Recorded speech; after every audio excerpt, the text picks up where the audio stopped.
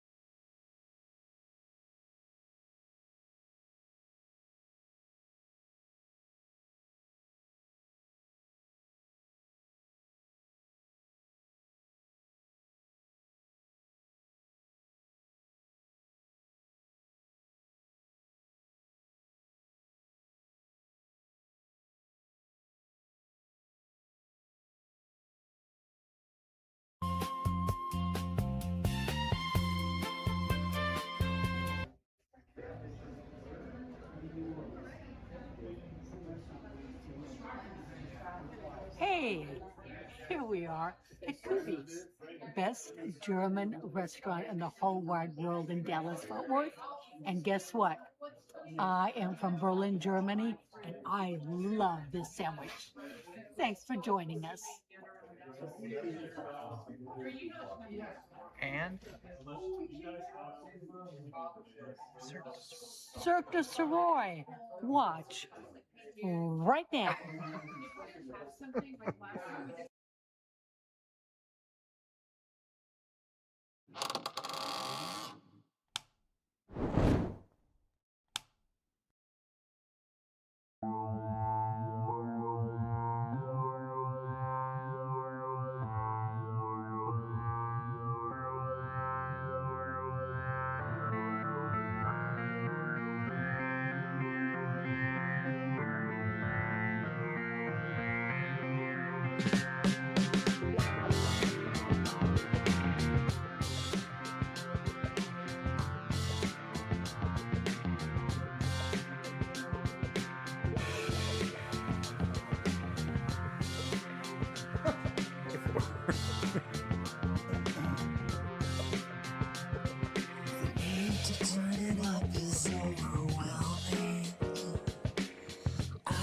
Can't sit still anymore.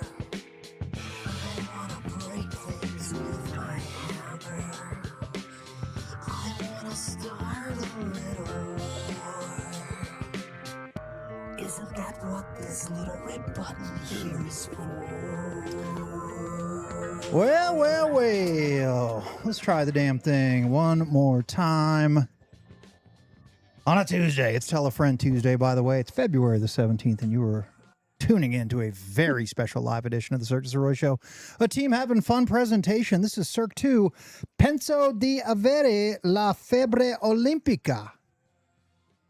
My name's Mike Sirois, and you are enjoying the throbbing pulse of DFW. I'd like to welcome everybody inside the circle, all the Circaholics, all the Circomaniacs, and a very special welcome to all of our Advantage Gold members on our Patreon account. Could do the show alone, decided not to tonight. My brother ain't here, but we do have Mr. Daniel Bayless joining us. Salam. There he is. Hi, Mikey. Hi, Trey. hi, Danny. Hi, Trey. Hey, Mikey. You're doing great, Trey. Hi, Shane. Hi, Holly. I'm washing my hands. I don't know what's going on. We'll figure it out. But You know- it's not, You ever go to, like, I don't know, some event, or you go to a car dealership and there's some promotional item you get for free and it always sucks or breaks? Yeah. It just goes to show you get what you pay for. This shit is free. Yeah. What do you want from us? Mhm. I saw all of your chats. I saw your comments. Yelling at poor Trey. Yeah. He's busting his ass. He tried unplugging it and plugging it back I did in. it twice. And I did it Twice. before I got in, before the show started. And before chat suggested it. Yes. Multiple times. We may have to come up with some punishment for Trey for this audio issue. Now, if you want to The show, second half of the show, maybe. Some ideas. I think you have a really good idea. Now, there's one guaranteed way that, look, if you want a show to start on time and be quality and not a lot of jerking around and no ads, there's a way to get that kind of content, right, Mikey? Yeah. Yeah. Our Patreon shit's always on time. Yeah. Perfect audio each and every time Mhm. in all of our amazing topics we discuss. And it's actually good as opposed to this. It's actually pretty good. Tune in later in the show and we really pub our Patreon account. Don't miss that. This is just a quick pre-pubbing of it. We do have a great Ticketstock conversation in this week's drop on our Ticket and DFW radio shit. And I have something that I'm going to tell you at the end of this segment before the break, a correspondence I got from somebody that answers a question that we posed on that Ticketstock episode Yeah. that I find incredibly interesting, almost jaw-dropping. Okay. And I'm going to I can't wait. tell you that. And while I tell you, assuming the audio is working, we're going to tell them too. Don't assume anything. Don't assume anything. Ever since we handed the reins over to Trey, it's been a wild ride.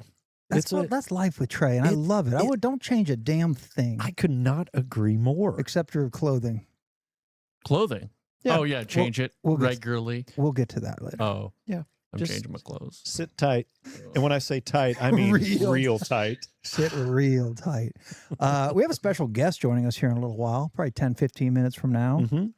Man named Shane Hook. I don't know, on the United States Luge Team, a national team member. Going to be in studio. Going to be sitting right there. Okay, this guy's obviously from like Finland or something, right? He is Someplace from Finland. Yes. that is surrounded and ensconced in frozen water. He's the first Finn on the United States men's team. I meant like Full-blooded Finn. a Finnish American. Well, I don't know. Right. That'll be the first question we ask him. Are you Finnish? And he's like, no, I'm from Grapevine, which he is. Born and raised, I believe, in Grapevine, but certainly his travels around the world to events, to training facilities. We are going to beat him down with assorted questions about the luge, about Olympic trials, about the national team. I don't know. I'm very excited. I couldn't believe it. And he's a listener of this damn show, so you know he's cool as shit. Mm-hmm. Finland, Grapevine. It's all north of here. What do we know? Ask Dan McDowell where Finland is on a map. Did you see him trying Yes. to name the states that surround Arizona? Okay. Gotta be bit mostly. But with him, I never know. He kind of leans into being geographically stupid. They showed him a U.S. map of the Southwest, and he had to pinpoint Arizona where they currently are, and then try to identify the neighboring states. Did he And do he had okay? a real he got them all. Okay.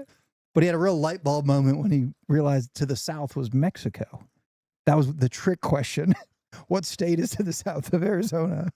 And then he's like, oh, this is all probably Mexico. And they're like, just a smattering of applause. Like, Nice. God damn, he's good. Good job, Dan. He's been studying his geography. He's very good. There are some chats popping up on the screen. If you, again, when we have Shane in here, shoot. Like, I'm dead serious. I'm very excited to chat with him. I might even declare, and he could answer this, is luge the sport that an avid sports fan knows the least about? Like a sport that you do watch, you know it exists. Mm-hmm. You're aware of it when you see it. Right. Or all sliding sports. Like, are they all, because they're fascinating, but I don't know anything. I mean, like most sports have a certain set of guidelines and rules, and I'm sure there are some of those in play for bobsled and luge. Mm-hmm. I mean, they're in play for curling. There's probably a lot of nuance that we have no idea about. But to the general, layman watching someone luge, it's just you just run as fast as you can, Just hop haul on the ass. thing, and slide ass. Just slide ass. But I'm sure there's, as you're going through the tube of frozen water, there's things that you can and can't do. You're doing really good. There could be fouls. Okay. I don't know. Are there fouls in luge? I'm going to say yes. I'm not even looking over at him. I bet 'cause I don't there- want these answers yet. Yeah, I don't want to even see his face. I bet if you start early, there's one foul, definitely. Yeah, like a foot foul in tennis. Okay, can your foot hit the ice on the frozen tube of water that you described? If your foot hits the ice, is it immediately DQ. Yeah, is it all instant DQ? I don't know. Plus, I will get to discuss with him my luge career. So it'll be also like two athletes. Yeah, you guys were like best friends in the hallway Because earlier. we went down the tourist luge in Calgary, Like, I want to know which if is probably a track he knows well. probably. I want to know if on luge doubles, if your buddy falls off the back and eats shit, That's an easy question, yeah. do you keep going and you're fine? Well, I think you're gonna just keep going because you can't. But I mean, are you eliminated from the contest? I'm pretty sure in the 2-man luge, both people have to finish. I think. Do not know. What if the guy falls off the luge and he's not actually on the luge, but he's just sliding right along behind it at the same speed, and you both cross? Yes, as long as he grabs the luge Yeah. right as they cross the line, then yes, it does count as he's on there. Like a horse. That one I know. Like a horse dragging a bandit in the Old West. Yes, Ah! as long as he's touching any part of the luge, Yeah. then it does count. These are questions that we will get answers How to. about this? How many? And this I am fascinated. How many? I don't know how to word it properly. I don't want to say Olympic level, but certified whatever luge or sliding tracks, if that's what we call them, are in North America, for instance. It's a fantastic question. Right? I want to Because know. it's a very big, very expensive thing that needs a lot of maintenance, certainly to be at that high of a level. I would be quite sure there's not one in fucking Texas, but I imagine you have like Lake Placid, Squaw Valley, wherever, Calgary, Alberta, Vancouver, like wherever there has been an Olympics, there certainly are. I want A lot to. of questions. I want to know if the name of the apparatus that they slide on is a luge, It's a luge. or if the name of the sport is a luge. Because in hockey, you don't call it puck. Yeah. It's another great one. Write it's that one hockey. down. Write that question down. We'll ask him that What's first. the plural of luge? Is it luges? Okay. Okay. I think the sport is luge and well, it might just be called a sled. Right. There's no way to know. Let's just not even have him on. Forget it. I don't freaking know. He deuces. What if he just doesn't know slid the answers? He just very quickly slid his sliding chair out the front door and went on his way home. Sliding all the way to Grapevine. Yep, all the way home. Anyway, I'm legit super excited, and he does watch the show, and we're going to beat him down. Believe it or not, we're going to beat him now with a bunch of dumb questions and some good questions. And most importantly, he has items for show and tell, including full body luge suits. You hear that, Trey? Luge suits. Got it. Full body luge suit. Yep. Form fitting Trey. to accentuate your bust line. Yeah, it's big. All right, we have our first hot dog joke. We had a lot of problems with that. Anyway, point. Okay. What the fuck? Yeah, just bring it up because Trey was laughing at us being. I don't even know what the hell happened, but it's an amazing picture, AI or not. It's beautiful. It was hot dogs with feet. Mm-hmm. It made Trey laugh pretty hard. If you want to chat, Trey can put your chats up. If you do want a super chat, $5-10, whatever it is, that thing's going on screen immediately. So when we do have Shane in here, if you have an actual question or a joke that is just so good, you're willing to let the world see it for $5. Super chats are gonna be up there, and we're gonna figure it all out. What? Did you get a nap today? An app? A nap. No, did you download some apps today? I'm just curious. What was the last app you downloaded? The last app I downloaded would probably be, I can probably tell you if you're interested. Yeah, I You're think I really, really downloaded interested. some stupid. It would be, You just swipe right and try to find. the one before the most recent one that I downloaded is Patreon. Sign up, new account. Yep. And the most recent one that I downloaded is called Dino Fun. That's for you or Malcolm? This is for when I need my kid to shut up for 10 minutes. You just hand that to him. Here, play Dino Fun. Yay! Then I can text Mikey on my computer. You said Malcolm does not watch this show all the time, right? He doesn't watch it at all. So I have a friend. Although he does see it when he wants to watch shit on YouTube, and he calls it trucks crashing into stuff. Mm-hmm. And there's like all these channels of, for little kids, and it's whatever AI generated and or video game related, and it's trucks going down ramps and flying into other trucks and shit blowing up. He likes watching that. Exactly. But he'll see the thumbnails on my YouTube because it's my account, and he'll see, oh, there's Mikey, there's my dad. He doesn't understand what it is we do. Really? He just knows that he knows his dad's on YouTube. We barely understand what it is we do. You were saying. What was I saying? I interrupted you. Joey, the drummer in Oatmeal Pizza and Orange Peel Sunshine, texted Christina today and basically asked, can he give, and I'm asking if Malcolm already has this, I think it's a lightsaber. Does he have one yet or not? Yes, 2 of them. Okay, so I don't know if it's the same one, if this is better, or if this is like a Darth Maul, or if this is a Palpatine. Like there's something where I was like, holy shit, hell yes, I need it. He has 2 lightsabers. So he doesn't need 3? I mean, you can't have enough. Yeah. Okay. He made the most by the way, his lightsabers are put away for the rest of the week because I gave him a choice. Uh-oh. This is how gangster this kid is. So he had all of these stuffed animals that he pulled out of his room, probably like 30 of them, and they're just littering the living room. And I told him, I go, look, dude, you brought all those out. You need to put them back. And he goes, but I don't want to. And I go, I get it. You don't have to want to, but they still need to be put away. You got them out. You put them away.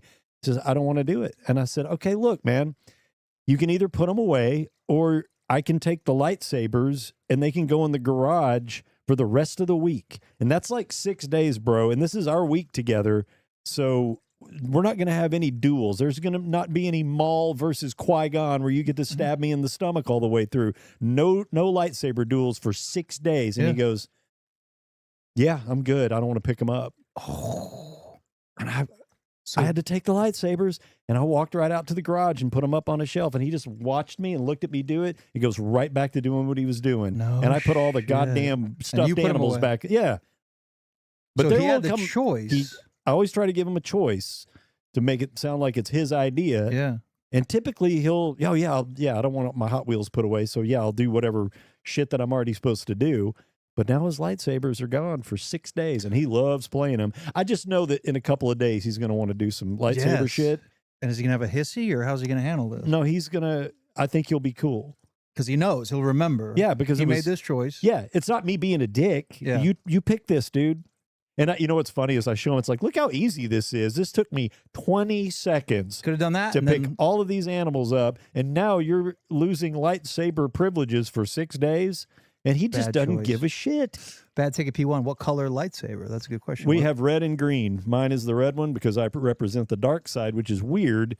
He has the Luke Skywalker green one, but he does often want to borrow mine. You are the dark cloud. Yeah, that is true. That's Trey Mitchell. Trey, thank you for joining us today. Thank you. It's good to see you again. See you, Danny. So How are you doing? That's enough. How are your couple. balls? We're about to see Trey's balls. Might need a microscope. I don't know. Quick housekeeping crap. You probably vaguely remember us making a bet on the Daytona 500. I do. I don't vaguely remember. And I didn't watch any of it, but I was keeping up on my phone on the Daytona leaderboard, which is hard. Oh, that changes every fucking 2 seconds. Yeah. Like, don't even look till it's made over. no sense to me. Very exciting race. Looked like multiple last lap crashes that impacted our bet. I mean, my guy, Hochevar, was leading with 1 lap to go, and he got put in the wall. Otherwise, I would have won the bet. Of course, rich-ass idiot, the Collectible Network guy who's chatting right now, has Riley Herbst, who finishes like 7th or 8th, and that is the top finisher in our bet. So Cash wins the bet. So you and I have to each put in $100 into a pot that if any of the three of us, and you know, I may include Trey in it, just because why not, actually wins a damn marble race, we have our own little pot of money just for the in-house bet that now has $200 in it, 100 each out of yours and my pocket. The problem is you and I had to go to Checks Cash to take out a short-term loan to fund this account. That's right. I sold a lightsaber I recently acquired that I was going to give to you. I had to donate plasma. It's quite all right. Also, NASCAR related, if you wanted more, incredibly significant death in the NASCAR world yesterday. It's true. As we lost pit crew legend Robert Duvall, who passed away. 95. Yeah. It's hard to really feel terribly sad. No, I don't. I feel fine. I didn't realize he was that old. I would have thought mid-80s. For me, most known from Days of Thunder, no joke. I'm not a big Godfather fan. I imagine most people... Godfather? Probably. Yeah. Godfather, Lonesome Dove, Tender Mercies, I think, was a big one for him. Legendary American actor. Lots of movies. So certainly a bummer, but, you know, it happens, especially when you're 95. But if it is Robert Duvall related, I don't care if 1 week ago or 10 days ago we played a song, a tribute song to Robert Duvall. We will do it again the day after he passes. On the very first MFing Cirque show without Robert Duvall on this planet, we will play a tribute song that Danny and KT sort of put together. And here is a tribute to the passing of Mr. Robert Duvall. It's the ice cream with an affordable rate and no expiration date. It's Robert Duvall's ice cream.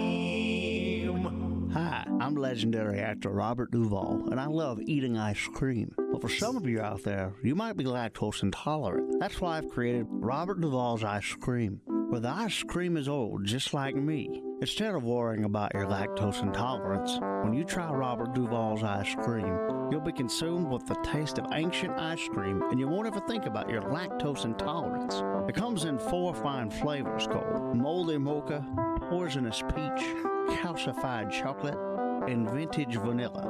You see, you don't have to let lactose intolerance take you down. It can be the age of the ice cream. I still love it. Robert Duvall's ice cream. The ice cream you can afford at a cheap rate with no expiration date. Eat some ice cream. Eat some ice cream. And then the same thing here. I mean, a song that good, you need to hear it twice. Yeah. Duvall's ice cream. Eating ice cream. Okay. That's how we pay The ultimate tribute. homage Yeah. to the great Robert Duvall, one of the finest actors Yes. of the last 3 generations. Yes. And unlike his ice cream, we found out that Robert Duvall himself, his expiration date was February 16th, 2026. Rest in power, young king. Yep. We'll get to Jesse Jackson on Thursday, I We'll guess. see. Oh, yeah. Yeah. I saw that this morning. I That was know. Shocking. A lot younger, too, I think. Or about 10 years. Thank you, Poker Shark, for an incredible fun fact. All right, curveball Trey. We're going to try it real quick. Put the live call thing up there. It's our new toy, but we're not comfortable with using it or playing with it. It's more just to see if the damn thing is going to work. If you do get on, Strobe Man, don't smoke a bowl immediately, please. We have a police officer in the house. Right, and we're not responsible for anything that pops up on this screen. No. Okay. But if you want to call in live to the show, again, it will be your voice and your face, and you will be live on the Cirque Du Sirois show, and we'll see if it works. It did kind of work last time. It mostly didn't. If you do anything illegal on your phone call, we will hand you over directly to Holly and Matt. Yep. You guys are going down. Especially you. And we will testify against you. Strobe Man. If we are allowed to do so. We will immediately. Do you think you'd be good as far as like testifying if you had to go to court? Yeah. If they called you as a witness, do you think you'd do a good job, or do you think you'd shit your pants? Well, am I defending myself? I don't know. Just I'm a character witness in somebody else's trial. Material witness. I don't know. I'm not out something. there like lying, right? No. to save my own ass. You're under oath, and you're going to tell the truth. Do you think you'd crack? I think I would do better than most, maybe. I'm fairly persuasive, I think. And if I was telling the truth, then I would do excellent, yes. If I was lying, which I wouldn't do under oath. We should ask Aaron Kelly that. Why is it always like, do not go on the stand if I'm up for murder, I shouldn't testify. Oh, yeah. I always wonder that. Because you're the most powerful. Yeah, but also maybe it's to keep you from perjuring yourself. If you do get found, I don't know, I guess you're guilty of murder, you're going to go away or get the needle anyway. Yeah, so what's perjury? Right. And how long's perjury? What is that? A couple months on? Maybe?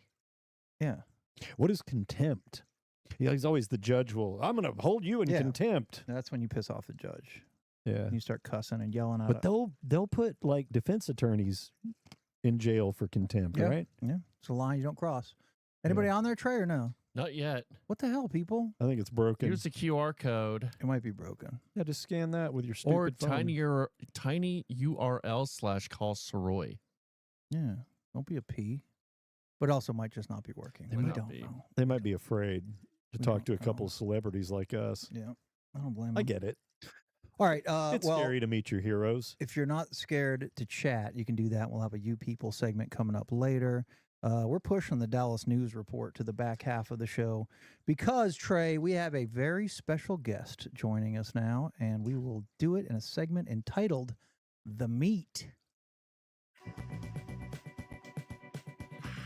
There's a bunch of shit up there, Trey. There it goes. He's doing great. There it goes. I love this man. There he is. Well, the median age just got younger. Yeah. We got a lot cooler instantly. God, this skin, it looks so nice. And look at us haggard old bastards. Don't worry about it. We look awesome, dude. No, we don't. 14 years in the USA Luge program and national team member and local resident of the DFW area. This is Shane Hook joining us. Hi, Shane. Hi, guys. How are we Welcome, doing? Shane. Oh, fantastic. Thanks for having me. So, as I've said in multiple episodes recently, I'm suffering from Olympic fever. And I might be the only one, but That's I'm not true. pumped. I love it. I watch a ton of it. You know my addiction to the women's snowboarding team. Yeah. I never miss a second. Yeah, he does love them. And I got an email a few days ago, and the title said, hey, I'm a former member of the U.S. Luge Team. I'm like, what the hell is this? And then I read the body. I'm like, hell yes. And I hit up Shane. I'm like, dude, can you do Tuesday? We knew Cash was going to be out. Olympics are popping off right now. And he immediately said, yes. What's the address? So can't thank you enough for joining us. Absolutely. Amazing. Where to begin? I don't even know. You know what? Let's start with, do. you actually watch this show? Yeah, absolutely. Let's start with us. You know, And proud of what's your connection to this? Old ticket guy or it. Yeah, old ticket guy. Followed, Dan and Jake off to their new adventure. The pandemic with your brother, and we are one of one with the Collectible Network. So Yeah. yeah, both of you have been in my life for a long time. Did Dad turn you onto it? Is A that- bit. Yeah.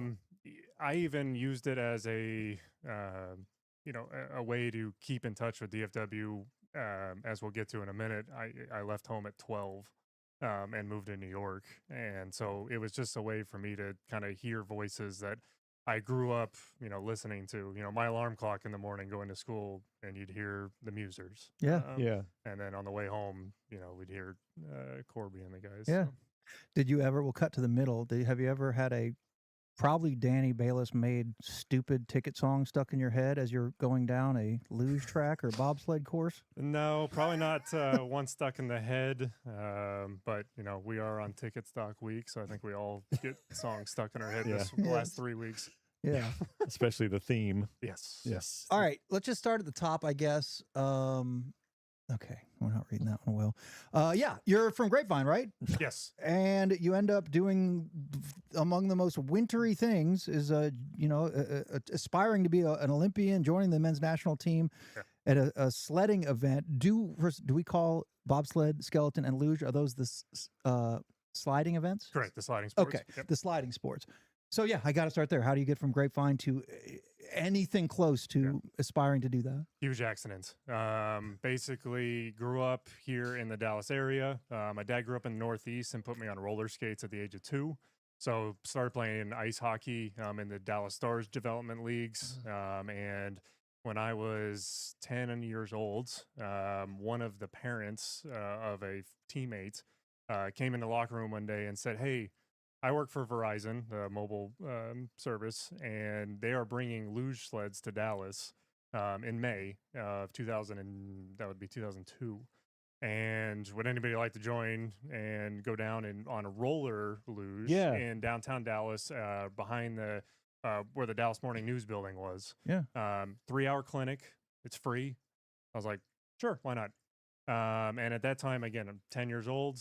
And went down there, did this 3-hour clinic. In the first 2 hours of it, they teach you how to slide. And, the first run you take, you go like 50 feet. And you drop your feet and come to a stop. And you work your way up and you work your way up. At the end of it, we're maybe doing like an 1/8 of a mile down the aqueduct here in Dallas. And, again, had a blast. But that was in May of 2002. And they brought those sleds across the U.S. for the entire summer. And so I kept playing hockey, kept, living life. And come that next November, I get this packet in the mail, and it's from USA Luge, 57 Church Street, Lake Placid, New York. And I get home from 7th grade, and my mom's like, "Here." And I'm like, "The hell is this?" So we all opened it together as a family, and they said, we saw about 1,100 kids this summer, and we're going to invite about 100, 115 of you to come try it on ice. And here's some dates if you'd like to come try it. And one of the dates was in Park City, Utah, almost exactly a year after the Olympics in 2002. I was like, this would be cool. Again, just to do it, not aspirationally, oh my God, I want to be a luger for the next over decade of my life. And did that. And, basically was like, sweet, I guess skip a week of school. Yeah. And from there,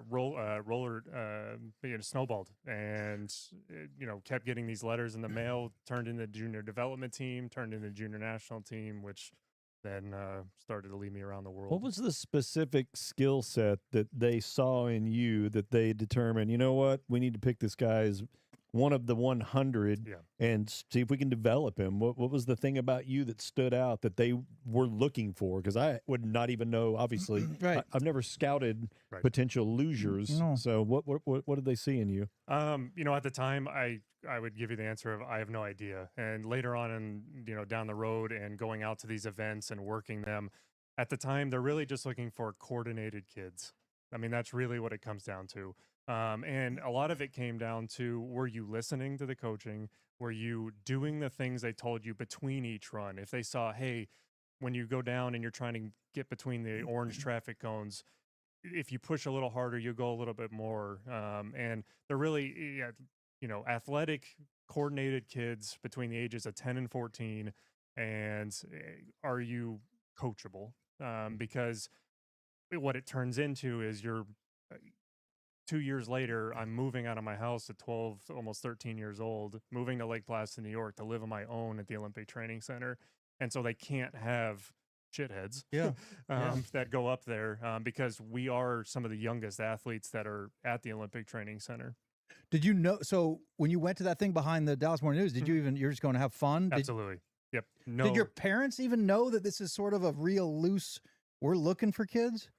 You know, they advertise it, but really you kind of show up and it feels more like it's PR. You know, they had 2 Olympians from the 2002 games. They had just come off of Courtney Zablocki and Brian Martin. So it really didn't feel like it's an event that they're trying to pick out future talent. They were recruiting. Absolutely. And they use it as that. It's just, I don't think I was even sold it as that. It was just, hey, you want to go try luge? Yeah. It's crazy. So this was in 2002 that you did this. All right. So the Stars had already been here for what, 8, 9 years? 9 years, I guess. Yep. Okay.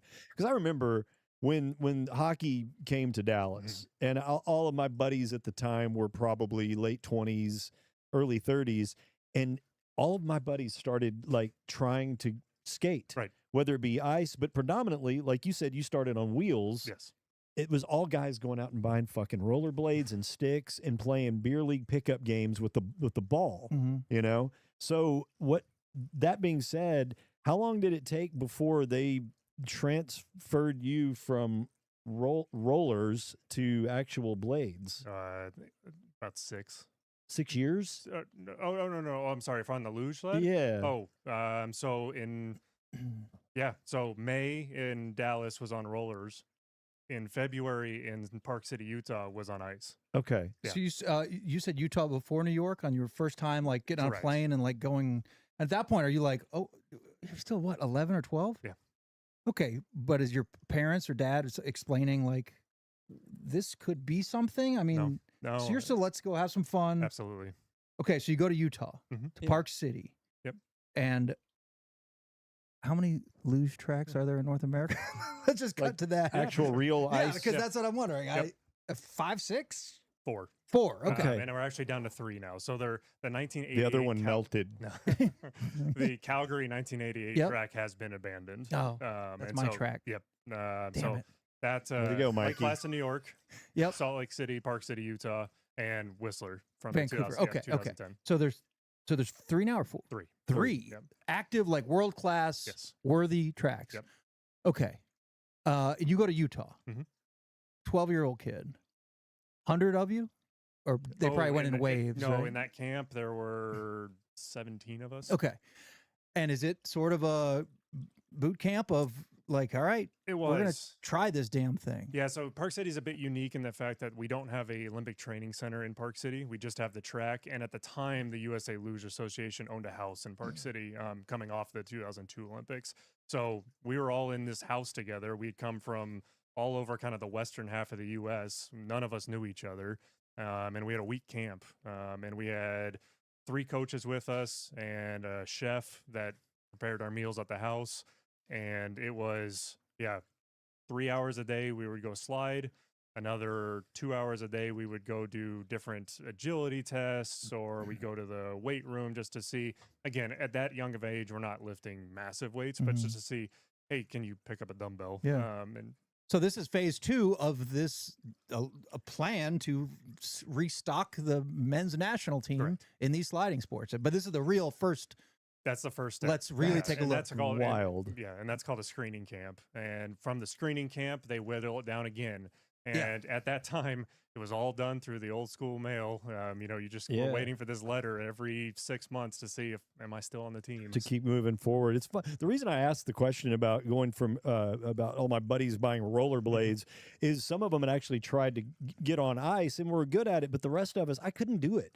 So what was that transformation like going from wheels to actual ice? Was that like, did it feel the same? Was it faster? What was the difference? Definitely faster. I don't even know if in that point in time, I'd only done it for 2 hours. Sure. And I'd done it for 2 hours almost 8 months earlier. And so I don't think there was a real big transition because I didn't really remember it, to be honest.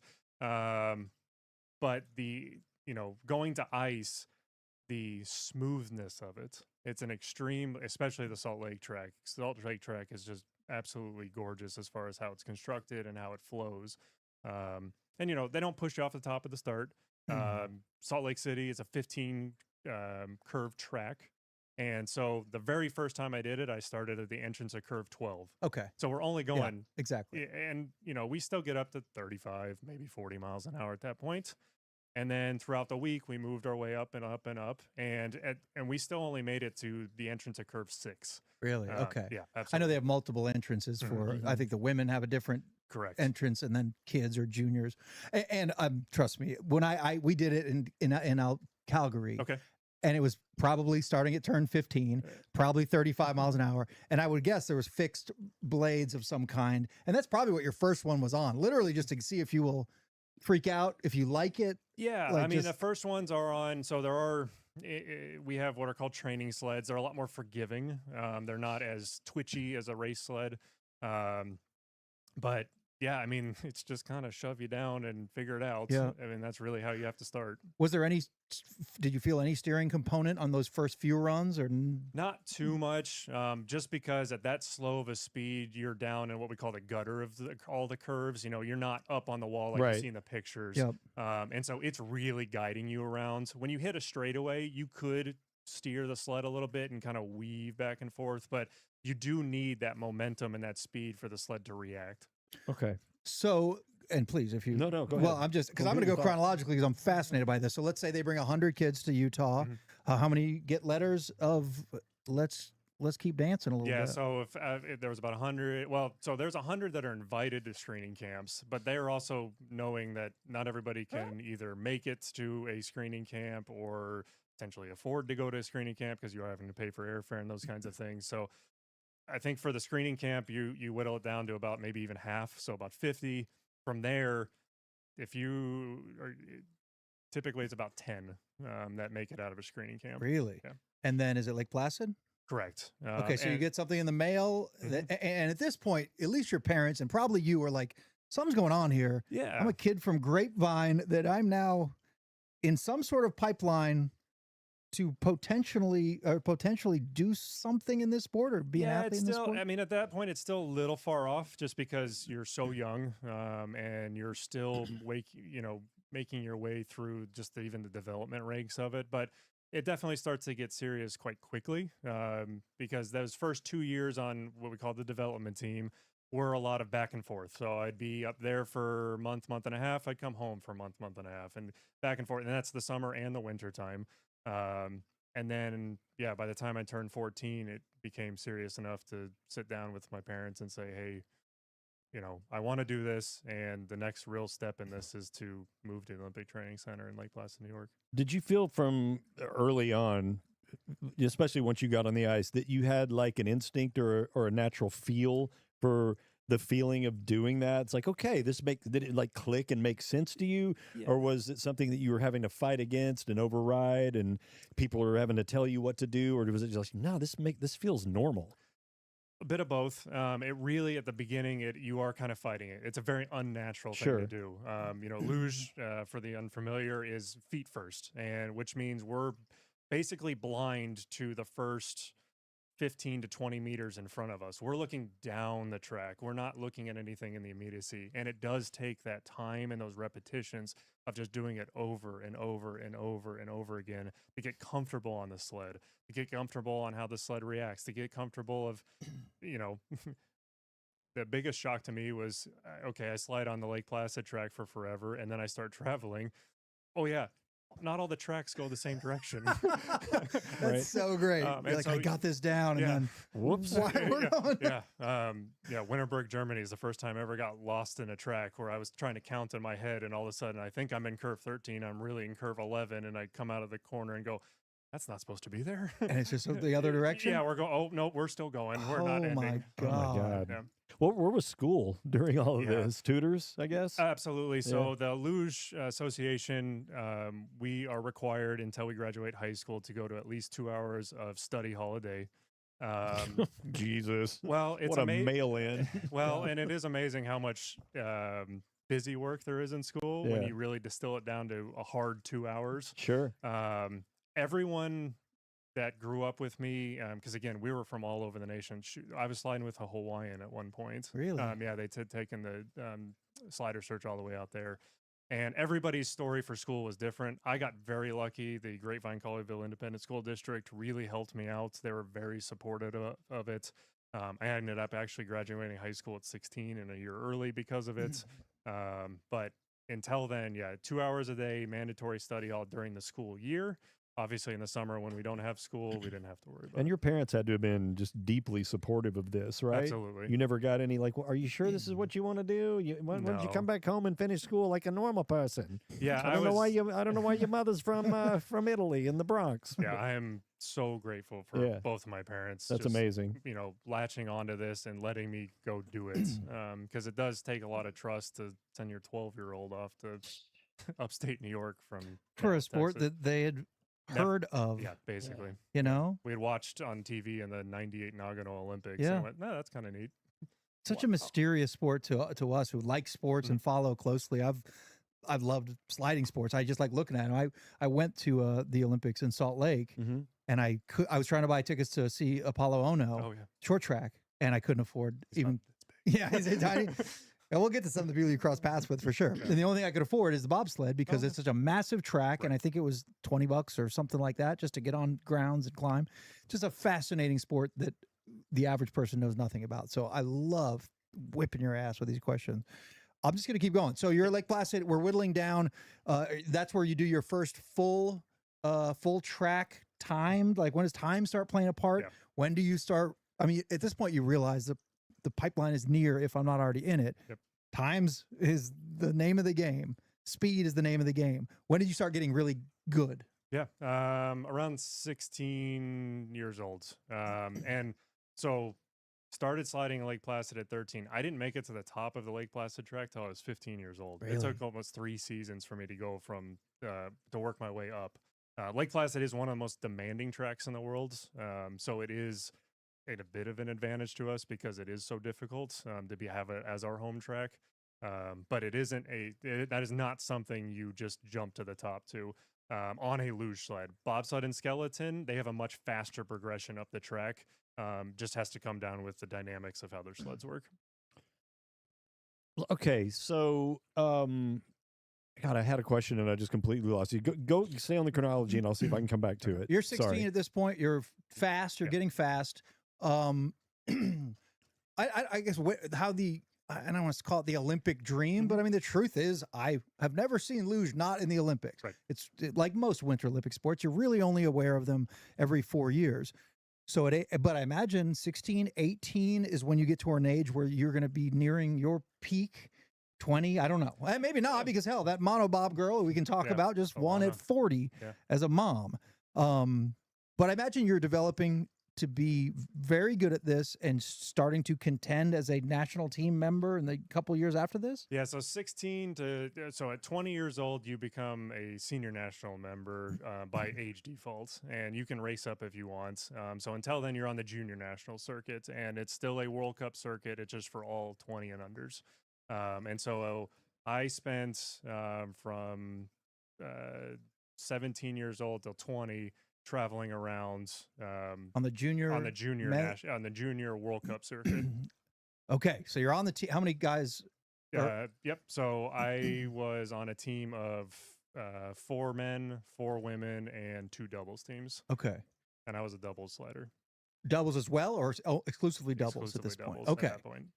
Okay. What do you? How do you get to double? Like, what makes you a doubles sledder and not a singles? And what determines whether you're in the front or the back? Yep. So doubles comes down to a couple of things. I was an above average, but not the best single slider. And then also my height. At 6'3", I'm a great contender for a top man in doubles luge. And so it's height based.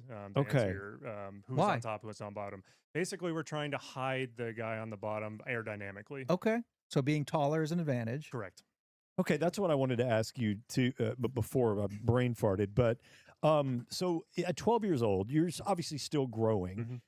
What is the ideal body? Is there an ideal body type that the scouts are looking for? Because they don't know what you're going to end up growing into. Is there a particular weight limit? Is there a height limit? What are they? Is the ideal for a single and double? I guess. Yeah. So for singles, men's singles, anywhere in that, it varies a bit, but it can be anywhere from about 5'10" to 6'2". Okay. And the weight really comes down to what we call usable and unusable weight, muscle mass versus fat mass. Yeah. Sure. And so the rule book, and if we want to really dive into the minutiae, we can here in a minute, but basically the rule book says a 90 kilogram male is the optimum weight. And that has to do with some other weight things that we could. And what is that in about English? 100, or about In 200 dollars. pounds. Yeah. And what is it? About 195, 200 pounds. Oh, that's the ideal. Mhm. So that's kind of big. Yeah, it is. Yeah.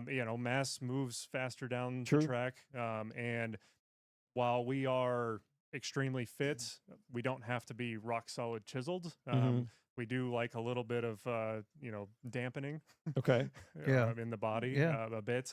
And so that's why you can see, if you go back to the 90s, some of the sliders, one of the greatest, Georg Hakel for Germany. Yeah, I've heard that name. Yep, 5'8" tub of a guy, but just could be so relaxed on the sled that he could absorb everything.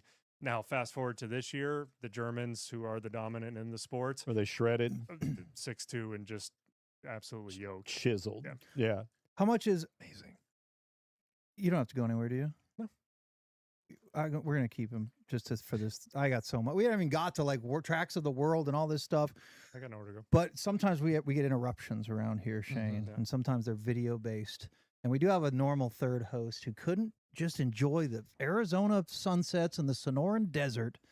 It's my brother Cash joining us. Who I don't know what's on his mind. Hello, Cash. Do you have us?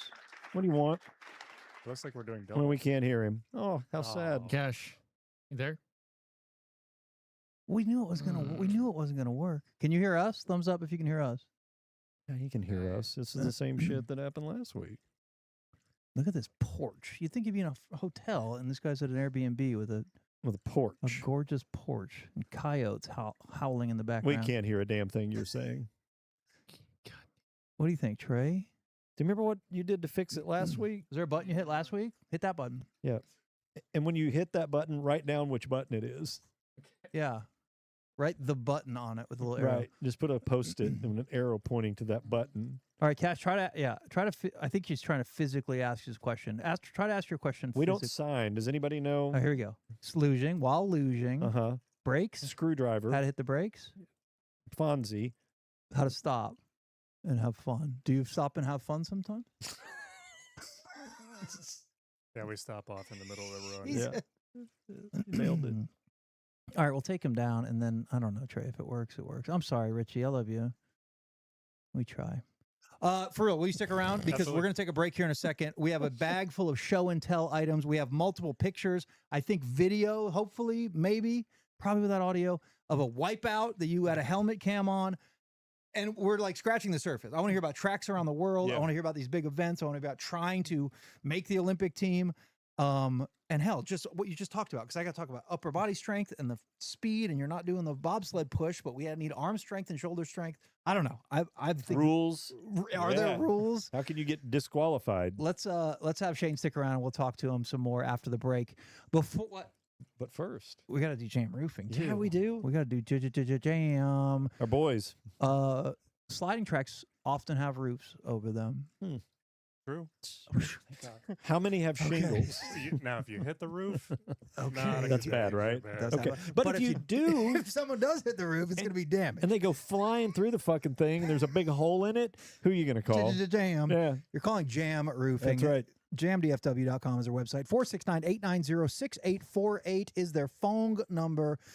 They are friends of us. They're friends of Holly, and they're great people. And the fact that they're great people is sort of insignificant. They are very good at their job, and that is right from the beginning to the very end, handling all of it so you don't have to, include the insurance. And I'm using Jam. Trust me, you've used Jam. Always use Jam. Always use Jam. Yes. Dude, if you were out today, I got up this morning and it was like 50-mile-an-hour wind gusts. And you know what wind does to shingles? It blows them off. Blows them off into your neighbor's yard. You're out there picking them up and you go back on your roof and you got your hammer. You have no idea what you're doing. No. You know who does? Jeff and Matt. Jeff and Matt. Yeah, they do. And their crew. That's right. And Jeff will come out and he will handle all of the insurance bullshit so you don't have to, because you don't know how to deal with any of that. You don't know anything about your roof, but they do. And Matt's the best. Jeff's the best. And call them now and just have them come out and look at your roof. They'll get a drone. Hell, they'll get up there and look around. It's free. Tell them you're a Cirque watcher, Cirque listener, and that you want to take advantage of that free roof tune-up. They'll get up there and tell you how much life you got left on it. Maybe it's 10 years. Maybe you are in dire straits and need to get that thing replaced now. They'll take care of all of that for you from the beginning to the insurance process to the cleanup. It's Jam Roofing, 469-890-6848, jamdfw.com. Our good friends, Jeff and Matt at Jam Roofing. Go away, Cash. Let's just keep him up the whole show. I kind of like it. We look like a doubles team. Yeah, you are. He is your tiny, He's your twink. tiny luge partner. He's your luge twink. We can't hear you anyway. Still can't hear him, right? Did you? I thought you put him on because we could now hear him. Well, why would he do that? We'll try to fix it in the break, Richie. Yes, I know. We are talking luge still. Yep. You're an idiot. He just did the Cash smile where he has no teeth. Yeah, he did. I love The that. gum Yeah, smile, and he's I all love happy. it. Look at him laughing. He's so. How many gummies are you in right now, buddy? Yeah. Show off. Oh, No. liar! Damn He's only liar. saying that because there's a police officer in the room. Yep, exactly. Yeah. Everyone. What? All right. Anyway, jamdfw.com. That's enough for that lower third. We got to do the Patreon thing, though, because we do have a cut and stuff to chat about. It's Ticketstock week, Mikey. It is Ticketstock week. So we did an episode yesterday and the Sunday, whenever it was. Yeah. About just Ticketstock, about our experiences with Ticketstock, memories, time wasters, you being the beat or the heartbeat of time wasters, trying to manage that thing for like a decade. Idiots like me coming in there and like, I want to sing a funny song. And you guys are like, Jesus, here we go again. We covered it all, and I think it was pretty fun. Pull back the curtain a little bit on the whole, how some of the advertising works and the booths and, Yeah. and how, a lot of the hosts try to find places to hide so they don't have to mingle with the P1s. We learned Danny's all favorite real. hiding spot. Yep. And Corby's. Yep. Yep. We took turns. Which was very funny. It's very funny. But yeah, gotta- we go- do a lot of fun crap on the Patreon page. We do Night of the Seven Kingdoms talk. I've done wrestling talk. We're going to do F1 talk. We're going to do Ask a Blank and Ask Assorted people with random jobs. Hell, if it wasn't Winter Olympics happening right now, Shane would have been a great candidate for Ask a Blank, Ask an American Luger. But we're still hammering ticket-related stuff. And again, Ticketstock week, we have this Ticketstock episode that just dropped yesterday. It's pretty good. One of the things toward the end, we were like, how do you think they would handle it if we showed up to Ticketstock, or if Cirque fans wore a Cirque shirt, or asked a question in their little AMA thing? Again, all innocent stuff. We're not pulling a D-Generation X invading a wrestling event, but we're like, hey, if you have a Cirque shirt and you want to rock it, represent. Like, it'd be cool. But we're like, how do you think they would handle if we showed up? So I got an email from a Advantage Gold member. Okay. He doesn't work there anymore, but he used to work at the Plano Center Okay. only a couple years ago. And he says, this is from the 2023 event when we were just, I guess, started on the Freak or whatever. He doesn't work there anymore, but this is from a couple years ago. He said, there was explicit direction given that if anyone from the Freak showed up, you were to be escorted out by security immediately. You're kidding. Yes. That's amazing. Are you He's- shocked by that? He's like, needless to say, some of them were a threat to someone. He said he's not sure if anything explicit has been directed since, but at least it was that year. So if anybody from the actual radio Yeah, like- station showed up, or anybody wearing gear, He said if any of us showed up. why would we show Why up? would we show up? And security is like, what are these 8x10s you're handing me? Like, I'm supposed to identify these people? How would they But know? someone, one of them, or their That's crazy. promo staff who did know us was supposed to alert Cat immediately and then he would let security know. How Funny is that? nice things that I can balance out some of my criticisms of that guy. It always bounces back to bullshit like that. Yeah. I'm sorry. But I guess that's Just- maybe right when were going, and that was the peak of our betrayal, tried to get a job that pays. here's the fucking thing. The thing that's funny about this? What are you so scared of? You're Right. the bully. Yes. You're the big man on campus. Yeah. You're Nike. Our little upstart shoe company will never be able to touch yours. Yes. Who cares? What are you so scared of? And your little butthole's so tight that you're concerned about if anybody from that radio station shows up, they'll be escorted off the premises. That makes you look like such a pussy. I wish we showed up now. That'd have been funny. Yeah. They're gonna cuff me like Stone Cold and run Maybe. me out of there, and as I'm barking. What a Like, baby. that would have been cool. What a tit baby.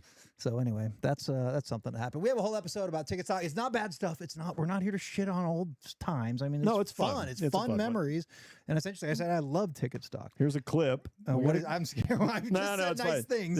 This is a good clip. This is a clip about what rehearsals were like at Ticketstock and what you felt like when you were showing up with all of your stuff prepared and kept getting passed over by much higher paid talent. Fair. All right, play it. If you want to sign up for the Patreon, that'd be awesome. We'll be back with Shane. Tons more questions, and we will get your questions in chat with him as well. Coming up. I don't know how I did it, but I kind of just slithered, kind of like when Buffalo Bill has the business cards in Silence of the Lambs. Okay. I just kind of slid into the kitchen, and I didn't have to out run of it. time wasters. Yeah, I just didn't have to even play an instrument. And I think I often would, but it got to the point, it's like, I'm just like the real talent. I just have to show up at this rehearsal and do my song and leave. I didn't see any of that, but I remember you were in it, and then you just kind of weren't. And I'm like, all right, that's weird. Yeah. I don't know. It was I don't know if that was by design or if it just happened that way, but god damn, I hated those rehearsals. And you talk about you walk into those rehearsals and everybody's just kind of like, okay, what do you got? You ready to go? Because we wanted to get the fuck out of there. Yes. And two things on that. Number one, I was always like ready, at least with my lyrics. Not that I had the song down. You were but I was like, I'm not prepared. going to fucking waste these people's time. And the other thing though is there's like a shitty fucking jizz covered couch in like the waiting room of these fucking rehearsal places. Yeah. And I get there early, I'm ready, and then like Reiner would walk in like, and he would just walk past you. Yeah. You know? Because we had an itinerary. It was all just set, the times that you're supposed to be there, how long you have. Oh yeah, that was all of not that. respected when and it was like written on the thing, like when the music, because they have a fucking show in the morning and they're the go music first. Yeah. And guess what? You're a fucking weekend ticker guy who does a fucking a show with your brother. Like, understood. So I'd be there on time, and then I would just watch the fucking musers come in and walk right past me, and Reiner come in, and I would always be the last to fucking go. Fine with that. Understood. Deserved. But that's 3 hours on the jizz couch. You're right. As you're just fumbling around the jizz couch, You don't want finding that. new wet spots.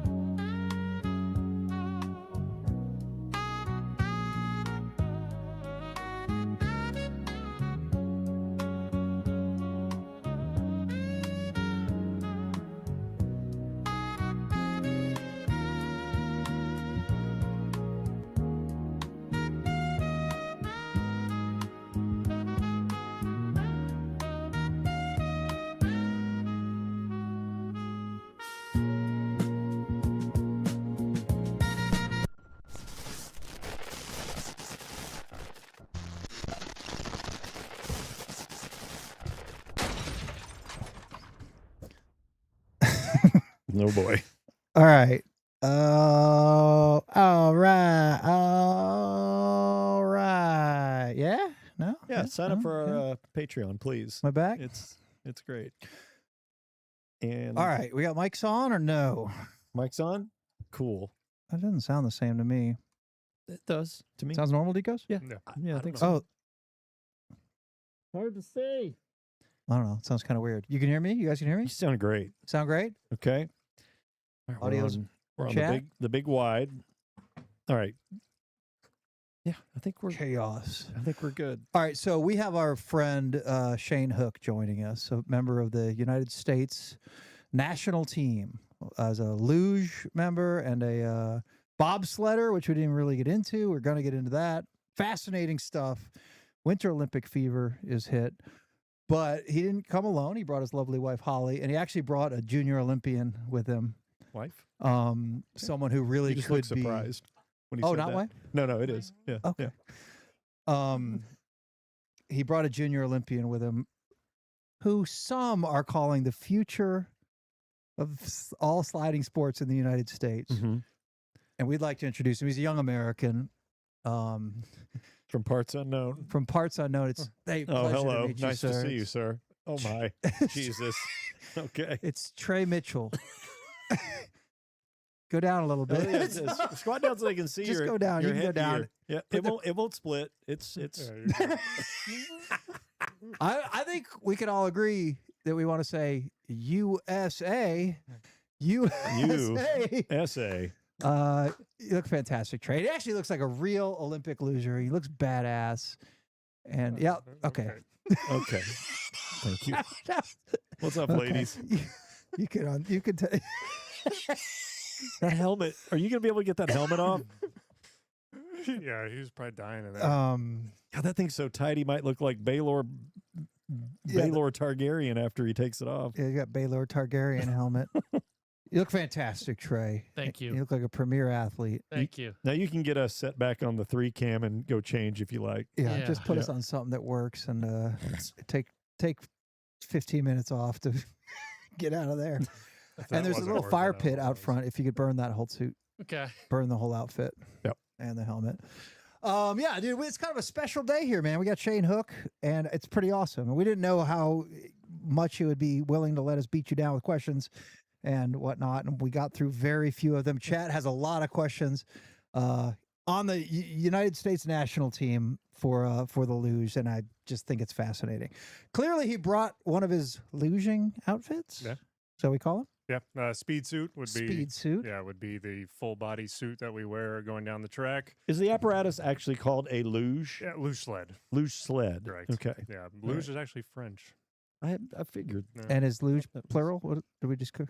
No, Is it just luge yeah, luge? Yeah, you're doing the luge. Doing the luge. All right, so we kind of left off with you were on the 2-man luge junior Cup. national World Cup. Yep. So first time you got in a plane and went overseas for luge, you know you're on the 2-man team. Correct. Where's our destination? First destination in Eagles, Austria, which is right outside Innsbruck, Austria. Okay. That's 1976 track. Okay, and Innsbruck is a pretty famous Winter Olympic location, I believe. Yep. We talked in the break a little bit. You said Germany, Austria, Latvia, Italy. Sort of for the sliding sports. Those are the dominant homes. Yeah, Germany And by USA far. is work very good. Don't get me wrong, but the Germans, their talent pool is just so much bigger than the US's. and their finance, their investment in these sports. Is it where does US fall in that? I guess probably pretty high, but Pretty high, but I would say, man, Germany, Austria. I would still put us near the 4th or 5th on financing. We might technically have more dollars, but the actual research going into it is going Yeah. to be higher in those. and other countries. national priority. Correct. Respectfully, luge and sliding Well. sports are about 25th or 30th, who knows? If we're lucky. And in Germany, it is top 3, right? Yeah, winter sport. Biathlon is the most popular winter sport in Germany. Skiing and shooting a gun, ironically, and then luge would be number 2. So you go to Innsbruck or the track at Innisbrook, which is outside of in Eagles. Yep. Okay, and how do we do? What are we thinking? Yeah. Like, what's the sensory overload of holy shit? I'm an international member of the U.S. Yeah, it really it's that overwhelming feeling of, okay, now I'm traveling with the people I've been training with, and now I'm starting to see these places that some of my older teammates have already been to. You know, we're in the age of digital videos becoming a thing, so we've watched now recorded runs of these tracks, which we're very lucky to have nowadays. But the first time you get on the track, as I mentioned earlier, it's just a lot of, okay, that was curve 4. Okay, that was curve 5. Okay, that was curve 6. Like just counting it down. And we're still making it. Okay, good. We're still Okay. pointed in this right direction. Our feet are still going forward. We haven't flipped over yet. Yes. And so it's a bit of a trip. When you get to the World Cup level, the weeks go by very, very quickly. If it is your first time at a track, they grant you 8 training runs. Okay. That's it. That's it. And That's just to familiarize yourself with the layout, correct? Yeah, correct. And I'm sure each curve is of different grade, of different length. They're not all just Absolutely. perfect, whatever, 90s. 90 degrees. They're all different, right? Absolutely. And every track is so wildly different. Mhm. And great comparison between Lake Placid and Salt Lake City. Lake Placid is 20 curves, and it's almost all curves. There's very few actual straightaways in the Lake Placid track. So you're constantly either swinging back and forth from curve to curve or double, 2 rights, 2 lefts. Salt Lake, very flowy track, long, elongated curves Mhm. with some straightaways. So in turn, faster. Very much Yeah. so. Lake Placid feels faster, but you maybe top out at like 82 miles an hour. Salt Lake City feels very smooth, 93 miles an hour. Jesus, really? Like when you're on that good freshly paved road and you look down, you don't Yeah. realize how fast you're going. Whoa. 103. Yeah. The highway patrol's like, what the fuck, bro? All right. Yeah. So you're on the 2-man luge squad, and here we go. Real quick technical question. Yes. Who's steering? 2-man. Mostly it's the responsibility of the guy on top. Okay. They have the most leverage on looking at a luge sled. At the very front of it, you kind of have these hooked candy cane shaped parts, and then we call those Kufens. It just means runner in German. When you're pressing down and in on those is how you steer the sled. And what it's doing is it's actually pivoting and twisting the sled and digging in different parts of the steel runners that are on the bottom that are touching the ice. And so because the top guy has more leverage, they're doing more of the steering because they're on the top of the sled. The guy that's on the bottom, really he's most impactful at the start because he has a pair of straps that go from our middle 2 fingers back to some handles. And so when they pull off, he's helping me pull off of those handles. Luge is a seated start, unlike bobsled and skeleton, which are the running starts. Mhm. After we pull off the handles, we have gloves that have basically like medieval spikes on the ends of them, and that's what we paddle on the ice with. Okay. Oh, I got it. So I've seen this plenty. I mean, we're pulling off. Where are you going? Are you going to put those on? Trey it. Make Trey wear them. They come to my. But these spikes dig into the Yes. ice, and usually it's around anywhere from 3 to 5 paddles before you're going too fast that you're making any more effect okay. to positively accelerate the sled. Okay.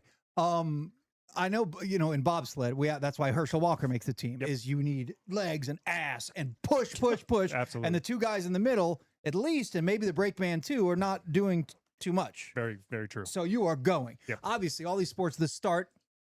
I don't know. Well, what's more? I mean, The start is the most important part because that's the only part where you can make a positive impact to accelerate the sled. The rest of the way down, you're just trying not to slow yourself down. Right. So the steering is to try not to scrub speed. Correct. And big Formula One fan over here. So you're gonna Okay, love good. this. Please. The easiest way to disseminate between the 3 sports is luge is Formula One, meaning we have the most open rule book. The materials of the sled can be basically whatever we want. The rule book says if it fits inside this box and weighs between this minimum weight of 21 kilos and a maximum weight of 25 kilos, go nuts. You're kidding. Yep. So this is almost like boxcar racing or the soapbox derby in a way. A bit. Yeah. And then when you get to, I always say Skeleton is IndyCar. Almost all their sleds look the same. The actual steel that they're riding on comes out of one factory. So it's supposed to be as fair as possible. And then bobsled's the same way. They have a much more tighter rule book when it comes to the geometries of the sled. And their runners that they run also only come out of one factory. So where do these luge sleds get manufactured, and where? Depends on the country. Okay, that's what I'm saying. Like for how many? So the U.S. designs and makes our own sleds. Okay. And so we have partnerships with Dow Chemicals, Norton Abrasives, some colleges up in the New York State area that help us develop the sleds. With the advent of 3D printing has been awesome for the sport as far as rapid prototyping. The fact that we can test things now very, very quickly in the off season, it's really, really nice. So I think we can hear No way. Cash. Cash? Savoy. Cash? Yes. Hello. Oh, Wow. How'd you do that, Trey? I don't know. Okay. He doesn't Shane, know. I think you're amazing. I'm really happy to be hearing all this information. I'm proud that you're on the Cirque Du Sirois show with my brother and Daniel. The question that I do have, I don't want to take a bunch of your time. I'm glad to be on with you guys. Of all the skeleton bobsled luge events, which is the one most likely that a random person could go down and be fastest and also easiest to die? Ooh. Skeleton, honestly, is going to be the easiest for you to pick up. Okay. And a lot of that has to do with the skeleton sled is the lowest center of gravity to the ice. It is also heavier than a luge sled, and so it's much more difficult to flip. Bobsled is going to be the most dangerous of the three, though, just because of the sheer weight of the sled, and then also because it has that kind of cowling in it. If that thing goes over and your head's in the wrong spot, it could get ugly. Break your neck. Break your neck. Yeah, Or worse. There's something worse than breaking your neck, Mikey. Yes. Yeah. Exactly. Skeleton, are we only leaning to steer? Is that weight distribution? They say they can steer. Oh, they can't steer. That's just I psycho. don't really believe They say it's a steer. You say it's a steer. We had the skeleton guy win the gold, right? And he put the badass bald eagle on his. It looked up. The skeleton looks cool when you're coming straight at him. Absolutely. And he had a bald eagle who was also coming straight at you. Did he win gold a few years ago? We've never won a gold medal. Okay, so you probably just medaled the Yeah. skeleton. Well, that's not true. We did back in, I guess, 2002. So maybe when you were there. Yeah, that's what I was thinking. Yep. What are you doing, dude?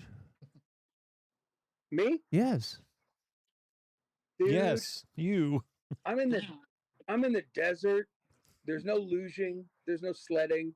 There's baseball. There's spring baseball. I don't want to disrupt the show. I'm vibing with this whole winter. I got a Winter Olympic fever. Mikey knows it. Yeah, he So, does too. Continue on.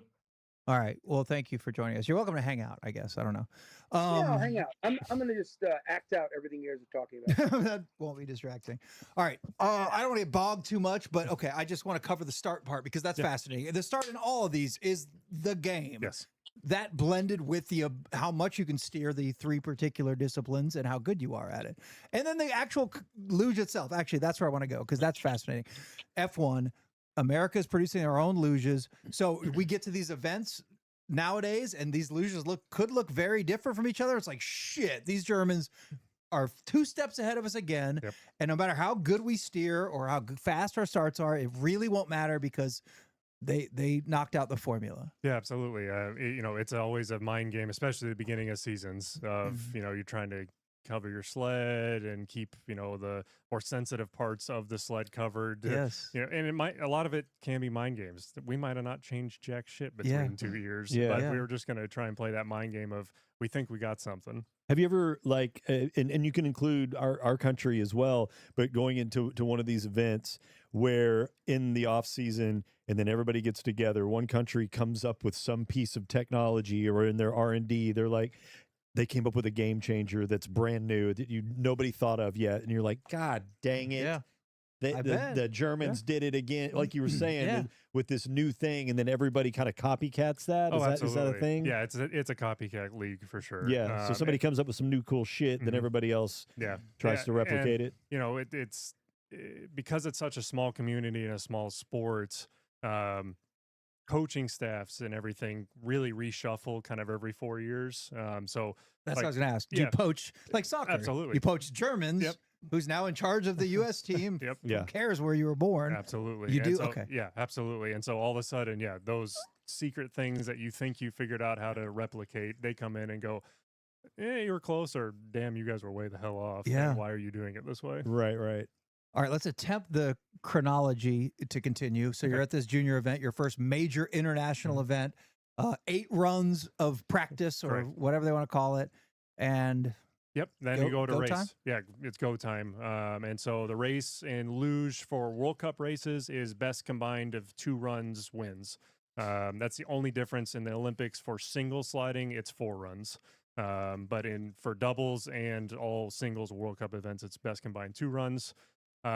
First junior World Cup I was ever in, I think we took 12th. out of how many? 17. Okay. So it's Not you know, bad. not bad, but you're still learning, and it really took the first couple of years of just going. Okay, we went to Austria, then we went to the 3 or 4 tracks that season in Germany, because the schedule does change year to year. We try and hit most of the same tracks, but it's expensive for the Europeans to come over here. And they're the ones who run the sport, so we most of the time have to go over there for our World Cup seasons. I wanted to ask about the financial aspect of it. So let's assume that you don't have a I don't know, unlimited familial support system behind you to take care of you. And I'm not assuming that you do or don't. I don't know. Mhm. How does a guy that's dedicating his, the majority of his teen and early 20s life, how do you sustain and make a living? Where does the income come from? Or do you have to just kind of rely on the generosity of others? How does that work? Yeah, it's a bit of the generosity of others, and then as you get older, in the summertime, you just work your ass off. Work your ass off. Whatever. Bartending or whatever. Really? Yeah, absolutely. Okay. So there's no opportunities for sponsorships or anything Absolutely, like that? there is. Yeah. And so there's, when it comes down to the Olympic movements, you have the sponsors that are the Olympic team sponsors. So your Hondas and Comcast, what you're seeing on TV right now. Then you have your national governing body. So for me, Luge has their own set of sponsors. And then you can go out and get personal sponsors. Okay. And that money will filter, none of the big corporate sponsorships, that money doesn't filter down directly to you? No, you'll start to see that once you have a high enough national ranking and then potentially world ranking. You do get a stipend, like in the U.S. For Luge. If you were the top 2 in the nation for men's singles, women's singles, or doubles, we did get a stipend. It's not something you can live off of, though. Absolutely not. But for example, like if you're participating in an event, you could ostensibly wear a Cirque speed suit if the price was right, and you would get to pocket that money. If you want to win, if you want to go fast for many man or we woman. Unfortunately, we do have some. We had spots on our speed suits for personal sponsorships. Really? But you had to stick to certain dimensions and those kinds of things. Sure. But yes, technically you could have local sponsors that would be part of that for the World Cup circuit. That's one thing that is kind of special about the Olympics is when you watch it, you see no branding. Which it really is visually pretty. Yeah. I know until very recently, like 7 minutes ago, BMW was a sponsor of some speed suits. Yeah. But they just saw They saw their logo stretched to a level where it was They saw illegible. the direction that their latest model was taking it into. So breaking news from the Luge. Yeah, they're right out. Yeah. They're right out of any and all Luge sponsorship. All right, so you finish decent, whatever, and then you're on the World Cup circuit, which I'd imagine you're on the junior team, but the big dogs are all there. So you're not rubbing elbows with the biggest names in the sport. So actually, the junior and the senior World Cup circuits are completely different circuits. Oh, really? Okay. Yeah. So we don't travel with each other. Sometimes we'll overlap if they race there the week before, or vice versa. But it's a completely separate circuit. And so we would only see them when we get back to Lake Placid or for training. Okay, but you did rub elbows with them, and yeah, absolutely similar. The coaches were at least nearby. Yeah, coaches were nearby. Again, once we got back to home base in Lake Placid, we would all train together. Yeah. We all, live together, slide together. How much, as again, and fill this in wherever you want in the chronology of things. You're doing World Cup events. You're on the junior national team. How much classroom stuff is there versus go workout? I mean, how much like technical classroom improvement are we trying to make? We are talking thousands of seconds. Yeah. Is the name of the game. Yeah, no, you're probably the first person actually ever asked that, so thank you. But yes, we do have what we call curve theory class, and it is to understand the different types of curves around the world and how to drive them and how to, make it through them in the most efficient and fastest way possible. Because you did bring it up. Of the 3 sliding sports, luge is the only one timed to the thousandth of a second. The other 2 are to the 100th. Wow. So you're basically taking physics classes. Yeah, and it's pretty cool. And we're again, and I hate to keep harkening back to it, but we're so lucky in the U.S. with the Lake Placid and Park City track being so wildly different that there are very few curves elsewhere in the world that we don't have experience with. Right.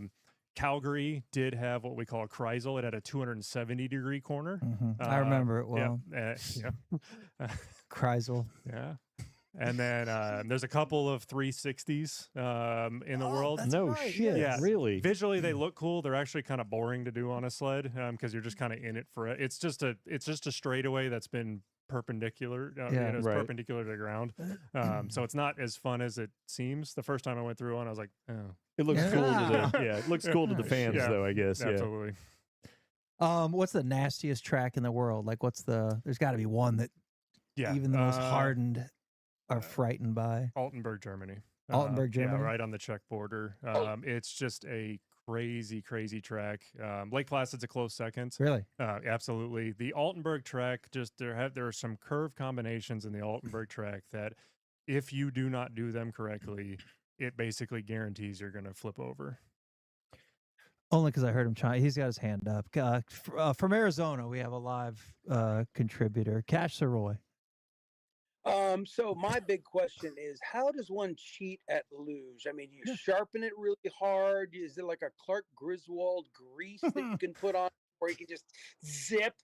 Because there's cheating in every sport. Yep. So how can you cheat at luge? You put lead in your feet. How do you do it?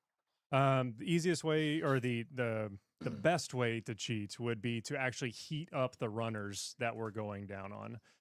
The runners that we're sliding on, and this is true for all 3 sports, are actually not sharp. They're not ice skates. If you touch them, hit yourself with them, you will not get cut.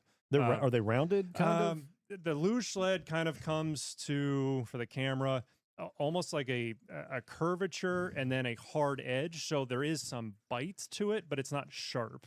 The skeleton and bobsled runners are very much a U shape, and they can get different radiuses to make it, flatter, more tight. But heating up the steels is a big deal, and there are rules around that. During a World Cup race, there is what we call control steel, and it just sits outside, and they take a temperature probe to that. And your steels that you're competing with must be within plus or minus 5 degrees Celsius of that control steel. It's about a minute and a half before you go down the run. Really? Yeah. So you'll see on very cold days, our coaches are actually out there with snow and they're having to rub them up and down the steel just to make sure they're cooled off enough to compete legally. Back in the late 70s, I think it was, Cash, the Italian team had developed a way, the luge handles on the inside of the sled that we really just used to kind of hold ourselves. They would take the control temperature, take the temperature of the steels, they would be legal. Well, as I said, there's about a 2-minute gap between that taking of the temperature and you actually competing. And they would pull their handle, it would drip hot oil behind those steels. Really? And start to heat them up. And did they get busted for this? Yeah, Drip hot oil. Yeah. Squirting. Yep. God. He's right. Yeah. Everything. You try to cheat and figure it out. God, that's amazing. What can get you disqualified on a run? What's illegal? Yeah, so the heated steels, that's the easiest and fastest one. We talked a little bit about weight in the first half and that 90-degree weight rule. A luge sled, just to keep everything real simple for this, a luge single sled is weighing 23 kilograms. You're allowed up to 4 kilograms of clothing. We don't ever wear near that amount. That amount of Trey had clothing. 1 kilogram max. Yeah. And again, that's about 8 pounds. I mean, 8 pounds of clothing is absurd, but I don't know why it's always been in the rule book. And so before the World Cup week starts, we get weighed in, and that sets your weight for the week. And so if you aren't within a certain percentage of that weight with all of your equipment, everything, there's a big calculation. When you go to slide, that's a disqualification. If you, crash, you guys were joking about it before I got on here. You must finish with your sled. Okay. You have to finish on your, and you have to be on your sled. Now, partner? Okay, we'll get there in a second. So for singles, you just need to be on your sled or touching the sled. So you can actually do the Superman trick if you sliding behind it. You can. Yes. See? So cool. That wasn't a dumb question after all. No, I don't even. smart. I don't know if You're anybody's smart. ever done it, but it is technically. I'll be the legal. first. There you go. Doubles. Obviously, you both have to finish with the sled. One thing we haven't talked about though in doubles luge is the top guy is actually strapped to the sled. So there is in doubles luge, there is a strap that goes from between my legs that goes up over my hips and then clips up underneath me. So wherever that sled is going, I'm going. Really? Good, bad, or indifferent. So the bottom guy's the only one who's going to... He's the only one that would have an opportunity to eject, but he's sandwiched in there. I would think. So he's not really going anywhere either. No shit. Trey, do we have the wipeout video or not? Yeah. Let's look at some media. Okay, because we have... Why is Carrie suddenly up on the screen? All right. We'll say hi to our friend Carrie. If you're a regular viewer, Shane, of the show, we have Sweet Carrie joining us. Carrie, hi. Can you hear us? God damn it. Okay. He's dealing with shit I did. What? Can we hear you? I think it might be his because that's us. It's definitely not his, It's Trey. Don't definitely pull us. that bullshit. I think it's on his side, guys. I doubt it. Battery? Could you put a battery in your gloves and plug it in to heat the blades, the spikes, blades? Yeah. Heat the blades, and then like 3/4 of the way through, turn that shit off, and then they will cool down by the time. I know. I No, want to it's cheat hard. a terrible great question, actually. Or press some sort of button that shoots the batteries out of the track, and then no batteries. Yeah. Technically Really good possible, probably not very feasible. All right, let's show and tell. You guys can just sit on the screen and enjoy the show because Shane brought multiple pictures and videos. You know what, Trey? Whatever you got, I'm willing to take a look. I don't know if it's picture, video. Oh, Look at him. This is us with our friend Shane Hook and Carrie. Yep, there he goes. All right, is this video or video? Here's All a right, video. fire it. Is this the wipeout video? Yeah. Oh, so this shit. is So this is just a training run in Salt Lake City, Utah. This is right when the GoPro Hero 3 came out. They were kind enough to send my doubles partner and I one. So the camera angle you're seeing is actually on Zach Clark, who is my doubles partner. Good grief. So this is Salt Lake City, Utah. That was curve 4. This is curve 5, curve 6. So now you're going about 60-ish miles an hour. 7, 8. There's the roof. Not yep. Yeah, 9. jam roofing. And this isn't going to go well here in a second. We hit the wall. We hit the wall. back and forth, back and forth. Oh, fudge. And you're strapped in. Yep. So I'm not going anywhere. Unfortunately, Zach's legs are, because of the way the sled is pinned below me. And you Oh just my go until God. you come to a stop. Are we worried about chopping fingers off? No, the track itself is quite safe on the inside of it. Really, at this point, you're really worried about what's called ice burn. We're only wearing that speed suit and usually like a base layer underneath. And because you're traveling at such a high rate of speed, you actually get it's got classified as a burn. And so it's a very, very odd thing because you'll kind of feel warm underneath the speed suit. Right. And then you go and you look down and the speed suit's intact, but then you get done with your run and you take it off and you start to peel off the layers and all of a sudden, oh, there's no more skin there. Did you have Really? some of that? Did you have plenty of those? Or? Yeah, I mean, I have little like scars Yeah. here and there. Luckily, I never had any super, super bad wrecks, but it definitely bruising is a big one, obviously, because you're just sliding along ice for a long time. So that wreck right there, for instance, what did you? I mean, you went too high on something. Like, what caused that wreck? And then You looked like What you were was your bouncing injury? back and forth. well, yeah, because they went. Yeah, I so don't- hello. no, you're fine. I almost answered. Yeah, Danny, because Yeah, let's give it a breakdown here. So curve 10 goes to the right. And then there's a bit of a straightaway between curve 10 and 11 in Park City, Utah. And basically, I just hadn't set up curves 8, 9, and 10 very well. And so when I came out of curve 10, we were too long on the curve, meaning when we came off, it was pushing us to the right wall. Yep. And we just had such momentum into that right wall. We hit the right wall, and we hit the left wall, and we hit the right wall again. And then by that time, we were entering the 11th curve. And just the momentum of not being settled, just kind of the G-forces sucked us up and rolled us over. so the art of the sport is that compounding issue. The Absolutely. mistake that you see that we see in turn 15 Right. could have begun in turn 9. Yeah, absolutely. Yeah, it absolutely is a compounding issue down the track. That's fascinating. That looked like, I would say maybe you would classify what kind of a medium-sized wipeout. Yeah, I mean, it's not fun, Yeah. but at the same time, yeah, it doesn't happen often. You can see Zach's checking out for Burns.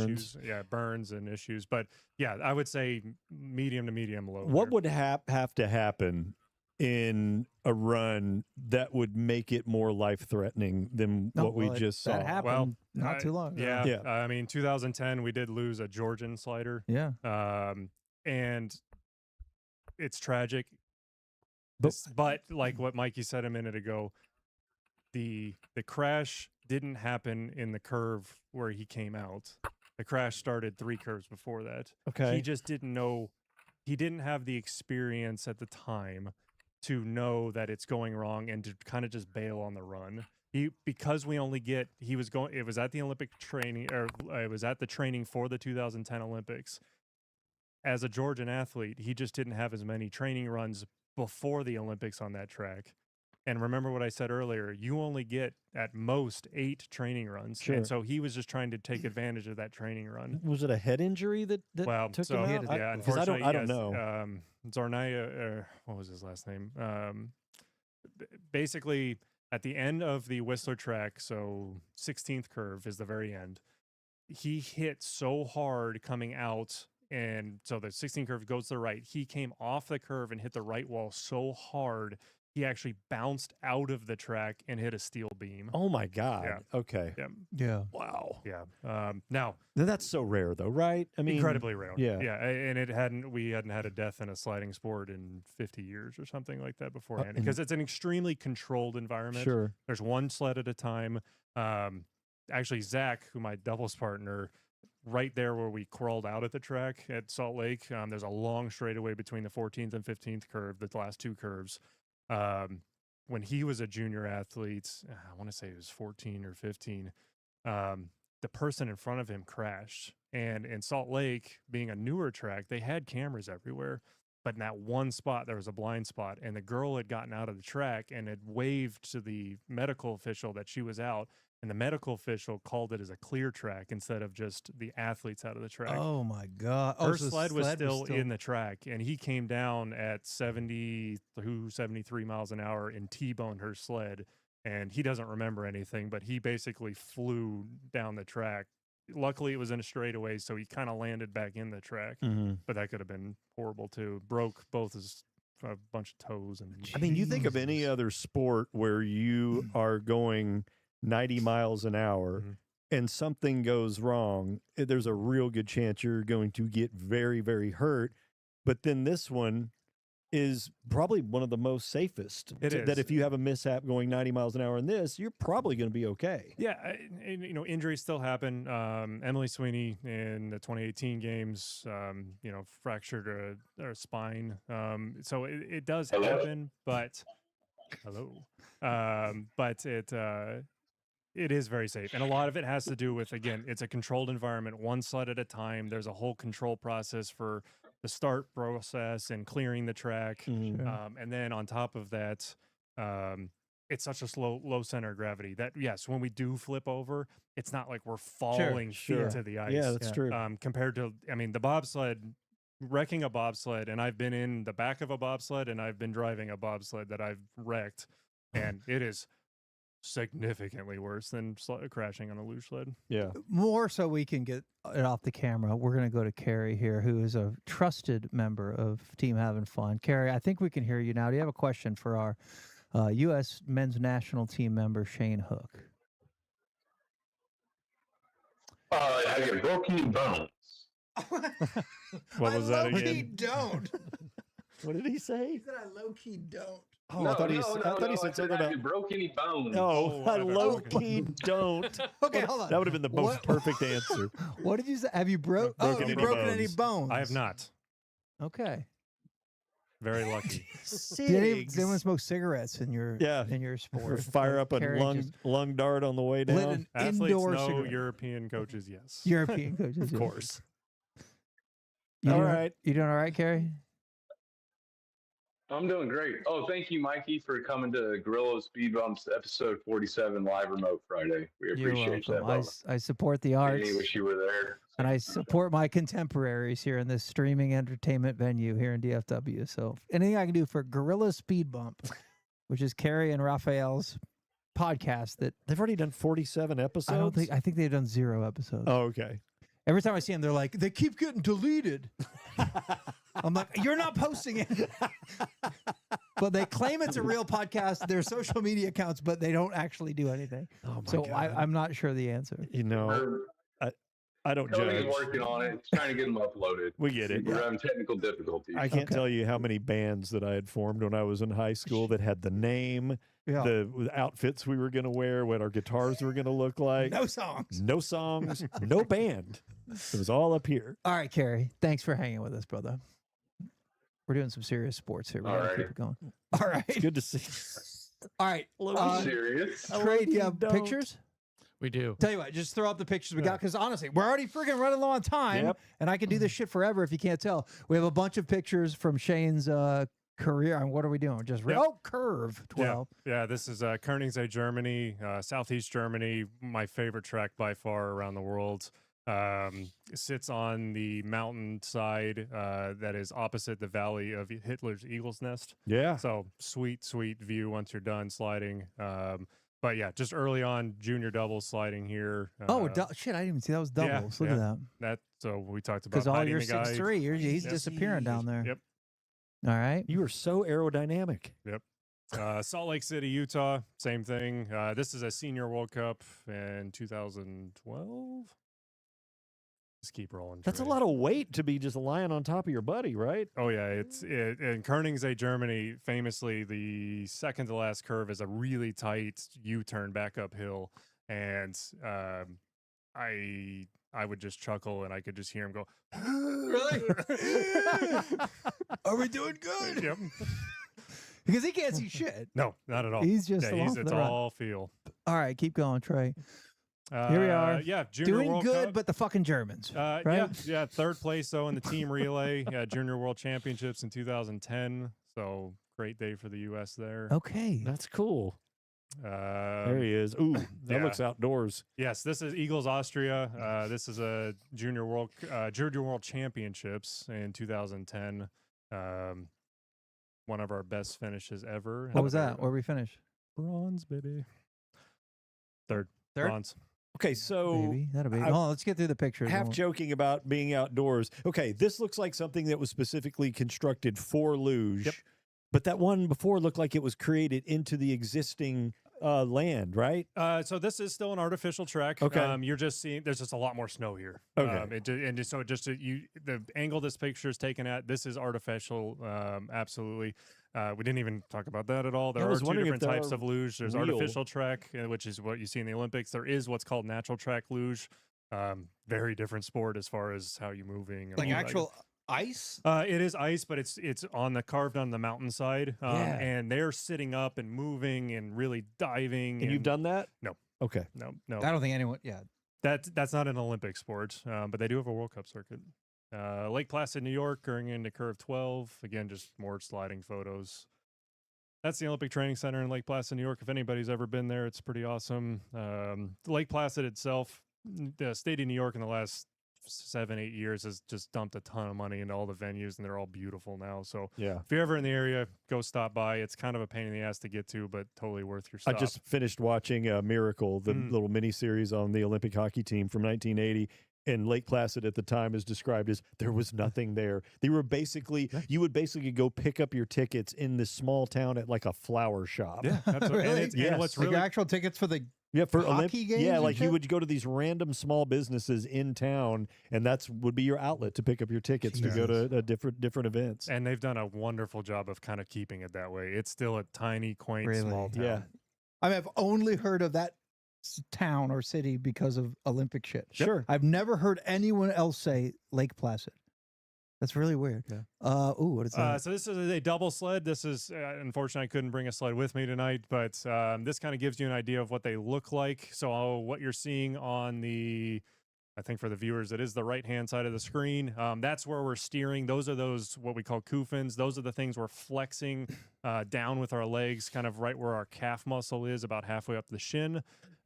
This is a double sled. You can kind of see it there in the middle. There's a black roundish object. That's actually the seat I'm sitting on. And then the bottom man kind of slides his legs up underneath and past my Okay. butt. So you're sort of sitting between his thighs. Yeah. Is just your kinda- butt touching the sled or no? Yeah, it's just so that making little black contact, thing? that little black section in the middle. Okay, so there is a barrier between your anus and his genitals. Yes. I was That's very great, concerned really about great. that, Mikey. I know you were too. I know you were very concerned about that. I was like, hey, we got this dude Shane Hook is going to come on. And Danny's like, hang on. I don't know if we're going to have him on yet because he was so concerned about this. Yeah. Is that the last pick? And then, yeah, so the U.S. is very, very fortunate. We have an indoor start facility in Lake Placid, New York, at our headquarters. So this just represents 3 different types of grades of starts around the world. This is an older picture. They actually have redone it and made it even more beautiful since. But just want to give kind of folks a context. If you do visit Lake Placid, please go by the USA Luge headquarters. They will give you a tour.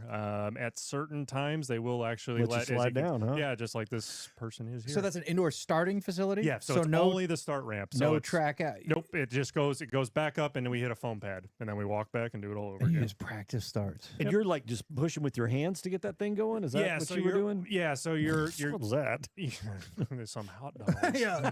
What now, Shane? What is this? It looks like 3 hot dogs, but also people in Just there. What's going on handsome there? Was this gentlemen in on Austria? top of some sausage, some Austrian sausage. I like that. You're right. The start is the whole game. We could do this in circles for a long time. Sure.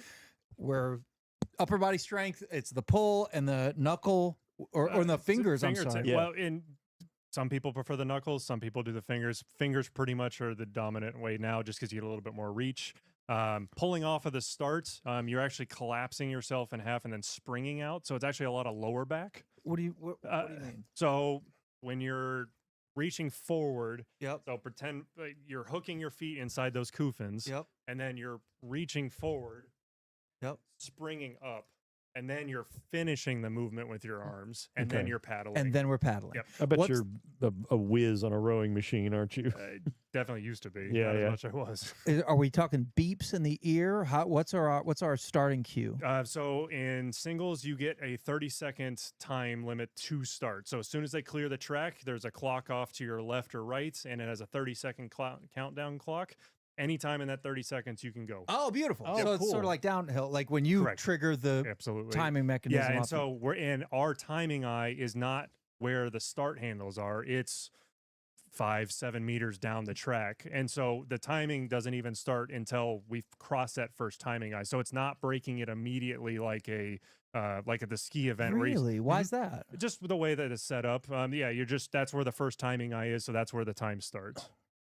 All right, you was brought a wondering bunch of stuff. Let's do show and tell, and then I have more questions. I know this. We're going late, but whatever you got, I find it all fascinating. We already saw what the future of luging looks like in a speed suit. Yep.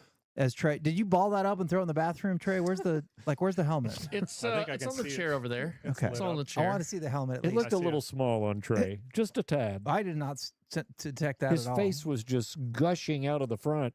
Yeah, so this is what we call a luge booty. Kind of a weird name, but that's what we call it. This is what we wear on our feet. And you can see it naturally points our toes for an aerodynamic position. I was telling Mr. Bayless in the break that I wear a size 14, and the largest they made these in was an 11 and a half. And you're stuck with that? Yeah, so you're he stuck put with it on his foot, and his poor toes were all just Are you crunched serious? up. Yeah, which Yeah.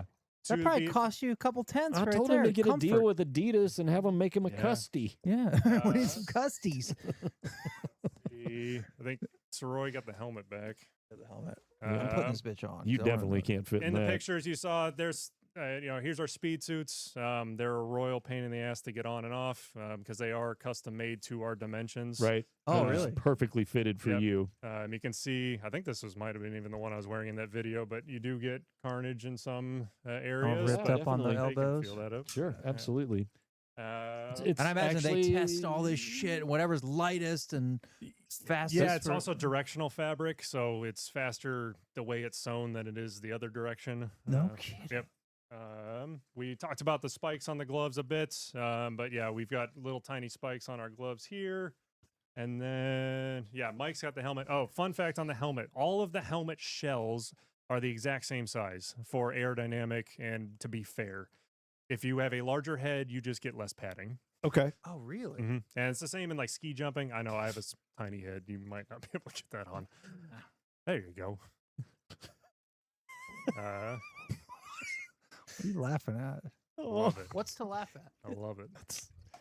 He said I might get claustrophobic, so that's a first timer thing. Claustrophobia. Yeah, Like, it's just a little bit? some people just aren't. It's an awkward thing. Keep pulling it down. Keep pulling it down. There you go. It's like the Make-A-Wish kid goes to space. Hey, mommy, I want to be an astronaut. We thought it was really on the nose this year when they made it the crash test dummy helmet paint Yeah, that job. part there. That wasn't us. That's pretty great. Yeah, that was a UVEX special that year. That's very funny. Boy, just Good luck putting this getting that on off. for 2 seconds. Yeah. You know what you hear? The It's Night of ocean. the Seven Kingdoms. It's when Dunk had the mask on. Yeah, what were you talking Because about? it's close and Yeah. you hear your breathing, your voice echoes. Yeah. So I imagine the sound of your career is the sledding, but a lot of like just heavy breathing, That right? and just wind noise. Yeah. Just a lot of wind noise. That's fascinating. All right. You look ridiculous, by the way. He looks cool in it. You do not. You didn't see him put it on yet. You I don't know if he saw looks cool? pictures. You I don't think saw I- pictures and video of the back of it. I was happier when I was in here. You just stay in there for a little while. Oh, We no. can't hear you very I'm well. all low now. All right. I don't want to hit fast forward, but so Oh Lord. the dream. What? There's a bunch of shit on your head. Oh God. I haven't worn Oh, that. Yeah, I haven't no. worn that in a So while. he said, "Oh Lord." It's just like piece Yeah, stuff. It's just Where in the front? It's padding crud. No, On it's the front? all yeah, over. Yeah. It's just dust or something. Did I You're- get it? you're- no. Oh, Look at shit. yourself. Look down. He said, "Oh Sorry. Lord." Mikey removed his helmet, and there's just his head is covered in I'm snug. soot. It's snug for speed. There's no sacrifice I Sorry won't about that. make for a tenth of a second. Well- All right, look, I cut to the chase here. You at this point have dreams of making the Olympics. Yep. You're on the men's national team. How does that procedure work? Are we? How do you do well in the juniors? And then how do you decide who gets on the Olympics? And what Olympics was your target, like most likely or Yeah, best chance? 2014 Sochi Russia was the one I was targeting the Okay. most. I went through the process in 2010, but making that team would have been a little premature, just as far as experience and timing and all that. And I had teammates that were just older and had done it longer. And you were what, early 20s there? Is that 20 years old at that Okay. point. Yep. So yeah, 2014 comes around. Zach and I are trying to vie for one of the 2 spots you get for doubles luge on the men's national team. I'm sorry, in the Olympics. And so we start the year in Lake Placid, New York. We start the year with our national championship, so it's just U.S. athletes all sliding against each other just to give our rankings for the year. Him and I finish in third, so we're now the third ranked sled. At that point, the better you do in the World Cup, the more points you get, and once you hit a certain point threshold, you've qualified for the Olympic standard. And then there's also the U.S. also has a standard that's actually higher than the Olympic standard, because we just as a country hold ourselves higher than that standard, and that's very true across a lot of sports. And so yeah, unfortunately just don't have the results going into the Sochi Olympics to make the team. And at that point, Zach and I kind of looked at each other and said, that was a great run, and it's time to probably just move on. Again, it's just not something you can physically, we could have kept going, but looking at ourselves at 24 years old, haven't finished college, don't really have a real good foot in the door for life, and just having to make that hard decision. At the time, I didn't really know what I was going to do. As soon as we were done, we had said that we were going to stop sliding. The bobsled team came over to me, and just because of my height and my now almost 14 or 13 years of sliding at that point, they're like, hey, you want to drive bobsleds? And so I did try it for a season and a half. Yeah. Because once you can drive a luge sled, the other two are very easy to go. Is that right? Absolutely. Because you already understand how all the tracks work, how all the curves, the directions of curves, how to drive the track. And so I did try that for a year and a half. It was kind of like starting over again, and I just didn't feel like I don't know if I could have made the 2018 games for bobsled. And I really didn't know, being 32 at the 2022 games, if it was going to be viable. So it was kind of a timing thing. I was tired. Yeah. My body, just from years and years and years of just training and getting ready for the sport. So yeah, I made the difficult decision to retire from sliding. I haven't slid since. I was wondering how.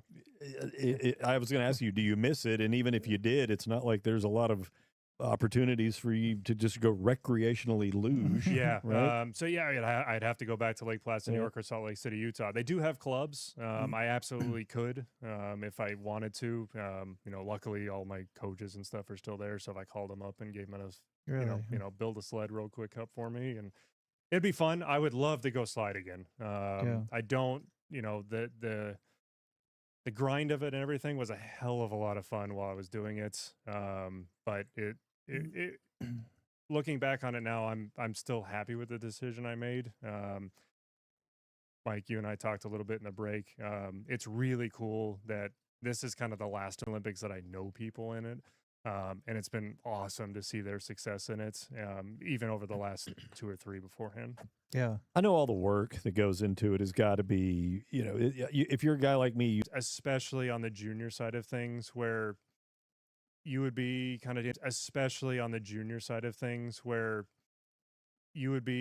in the grind in the moment, you're just kind of head down, working the grind in the moment, you're just kind of head down, working out, doing your thing, going to training, going to sliding, going back, doing schoolwork. And then, you kind of get, you get a little monotonous, and then you look out the window and you go, holy, I'm in the Austrian Alps. Like, Right. Like this is a very cool experience. So I think I had those types of moments. The sliding, I always had a blast when we went to a new track, because it was a new challenge, and it was something that, it was like, all right, we've seen, it was like, all right, we've seen, you walk the track and you look at it, but to get up on the start handles that first time and go, all right, 75 miles an hour, go. Yeah. It's pretty exhilarating. All right. We're going to start you people. It's where you ask questions. I know there's a handful of them for you, Shane, and just for whatever, because I got more, but we're going to try to let the people ask their questions. Trey, we good? Yeah, we good. Do you want me to play the intro, or do we just want to get into it? Just You know jump what? right in, right? Okay. Should we just jump right in? I'd like to hear the intro for Yeah. you All people. right. It's got naughty words in it. I don't like those. Damn. You motherfucking people. Are you laughing at the pictures? Who are these people? Who are these? Who you are people? these people? Oh, I think I played darts. There's a Luger. Oh, that was a Luger. It's a doctor and a woman reading. Hey, Trey, do you have a handful of actual luge I questions do. and stuff? Yes. Okay, Yes, you know yes. what? Why not? Fire. Okay. They're gonna be dumb, right? It's okay. If they paid. Jermaine, Okay. if you stopped steering halfway down, would you fly off the course the very next turn? No, you wouldn't fly off, but it would be a very painful rest of the way down. You'd hit a lot of walls, you'd have a lot of bruising on your arms, but you're not gonna. It would take a lot to actually leave the track. Okay. A lot of questions about cool runnings. Okay. How accurate is cool runnings? It's pretty funny to watch because they did actually film curves in Calgary, but if I've actually drawn the track out because I was curious, and it is not even close. Really? Yeah, it's the POV shots they show of it going down the track. There's about 4 curves that they show of the 14 total, and they just repeat them over and over. That was 270-degree Kreisel corners. I Yep. think there's like 4 of them in that corner. Just keep going. Yeah. How many tracks do you like Placid and Utah? That tracks that you memorized still? Oh, I could almost the whole World Cup circuit except for anything after Sochi. So Pyeongchang, Beijing, and the newest one. I couldn't tell you which way everything goes, but everything else I could. What's the prettiest city you've ever been to? St. Moritz, Switzerland. St. Moritz. Yeah. Now that one is a track that they do carve out of the snow Oh, every cool. year. There's one curve on it that's artificial, but the rest of it is handmade every year. Amazing. Yep. We are having some technical difficulties on Twitch. I think it's going in and out, but we're still streaming, and we'll keep going. We'll keep persevering. Great. Yeah, I know, it's so great. What else you got for us, Trey? Let me see here. Do you maintain a certain weight for yourself? Is there is there a body composition or ideal build for this? I've seen I've seen fatties and I've seen shredded teams. No, for sure. So they said, Yeah. I've seen fatties. Yeah, I mean, go look up Albert Demchenko, old Russian slider. Yeah. I mean, that guy was a tub. But yeah, I mean, we talked about it a bit earlier. The 90 kilograms, 200 pounds is what the rule book says is optimum weight. When I slid, I was about 212. So that dude Hockel, right? Yeah, German. Yep. Multiple time gold medal winner, Yes. I think. Why? I mean, training, natural, yes. Training, length of time doing it. You know, when he was. Is it just so it's track experience? Yeah, absolutely. I mean, these guys, Georg Ockel, Armin Zogler, Italy. Zogler, yeah, I remember that one. Yeah, I mean, those guys were sliding into their mid and late 30s. And that's just years on the World Cup circuit. And there's only over so and many over. tracks. Exactly. And after 10 plus 15 years, Mm-hmm. they just get them down. Yeah, absolutely. That's amazing. That's the steering, though. So you're steering. I mean, starting. They have what they have. Starting. That's just that comfortness and relaxedness on the sled of absorbing those little tiny mistakes. Is it does your tension impact? Absolutely. Yeah. If you're a rock on that sled, it's just gonna be like this the whole No way down. Yeah, shit. so you have to So really feeling the flow. Absolutely. Huh. Okay, I'm gonna steal one because there's How much Kraut is a asking luge? how much is a luge. The typical U.S. sled on a retail value would probably be between $7,000 and $9,000. Jeez, it doesn't look like much to the human eye. Some of that is built in like But R&D costs, sure, but yeah, also yeah. materials. I mean, Yeah. especially now, it's a lot of carbon Kevlar, carbon composites, Yeah. That kind of stuff. Let's get cash to buy us one. The steel. We is need it. expensive. That's why. Where would you ride Because it? we need it. We just need We it. could have Okay. 3 weeks ago or whatever it was. It was perfect conditions. See? That's true. What? Next question? To win Are you just going to the chat? No, Why no, not? no, no, no. That's someone. I Oh. mean, they paid $5 for it. I'm gonna put It it is up. fake sports Yeah. spot. They He's a paid friend of mine. $5 for that stupid All right. question. Would If you- my wife could attest in this room, I can't dance. So I'm Really? sorry. You poor dancer. Yeah, He's an that was a weird. athlete, That was though. a He's weird. got shoulders. He's brick shit house. Yeah, no, that's. Yeah. Yeah, it was a weird sport in Paris. Hopefully they don't bring it back. Ray gun. Are there any luge specific pranks that teammates play on each other? By Jermaine. Oh, that's a question. Excellent. Love it. Who Very asked good that? question. Jermaine again? Jermaine. Good job, Jermaine. Jermaine's stealing the show. Yeah. So the way that the sleds are assembled, you can flip the sides that the runners and Goofin sit on. Mm-hmm. Seen that happen, Like- and it's uncontrollable at that point. So it's a classic. It's a classic dangerous prank. What else? Those face shields fog up really easily, and so we use a combination of like Johnson & Johnson's No Tears baby shampoo and glycerin, and that seems to work really well. So switching out somebody's bottle for just like some non-evaporating Hellman's mayonnaise Yeah, or something. Mayonnaise doesn't work well. Yeah, and then at the Olympic Training Center, all your classic dorm room pranks, short Sure. shooting, all that. Trey? How do you pick your partner? Another Yeah, for doubles crowd- sliding, it really comes down to size. I mean, it's a funny question, but No, it's just- you kind of just look at it as you're developing and coming up in the sport. You kind of find somebody that you fit well with. So I was, I'm 6'2", 6'3" ish. Zach, when I was, he was about 5'9". So you want about that 6 inches difference between the two of you. That's how I've always picked my partners, by size, and right around 90 kilograms. Yeah, Don't say 90 kills like 90 you know how much that is. 90 kilograms is 200 pounds, right? Close enough. Perfect. Perfect for me. The wait a minute. What? The N Samurai. Yep. Is there a Special Olympics luge team?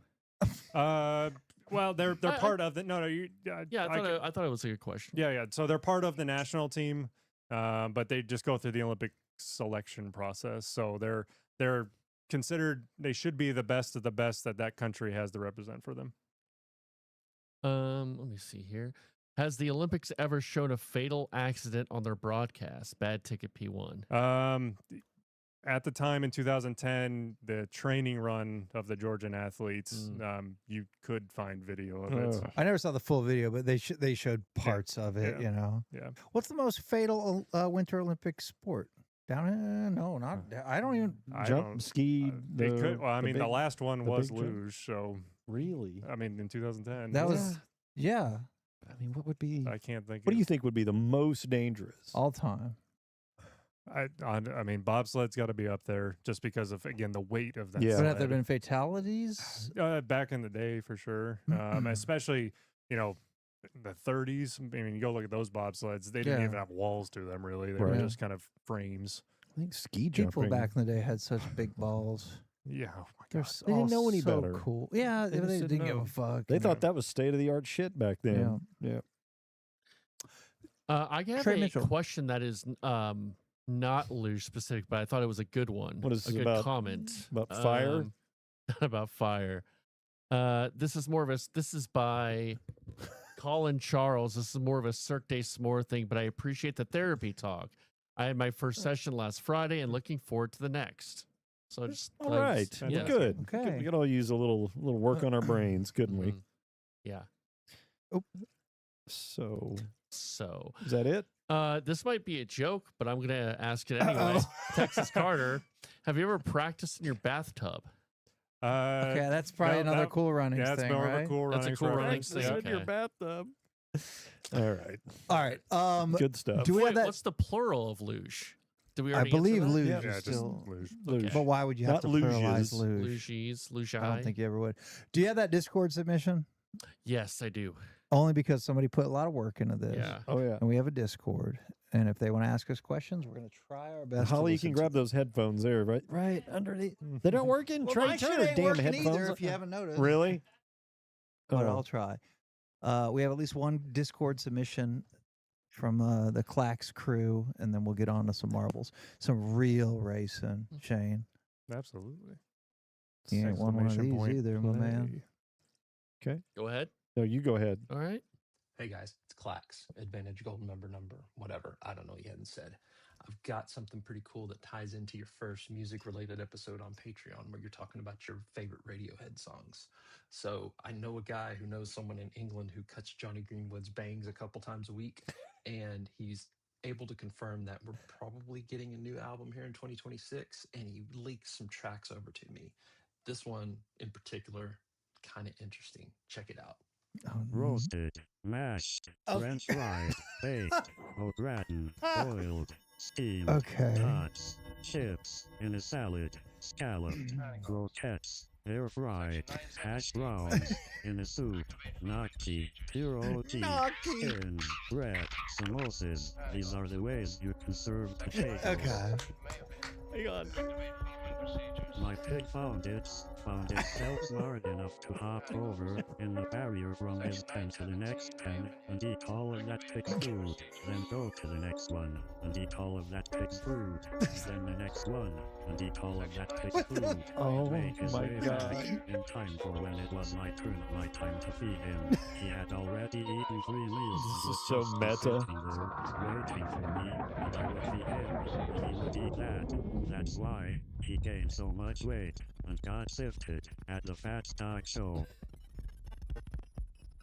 That's Radiohead. What the That's fuck? okay. That's what 90% of America that doesn't listen to Right. Radiohead thinks We don't listen to Radiohead. is that Tree Fingers or whatever the fuck that is. I We love don't- Tree Fingers. Is that what?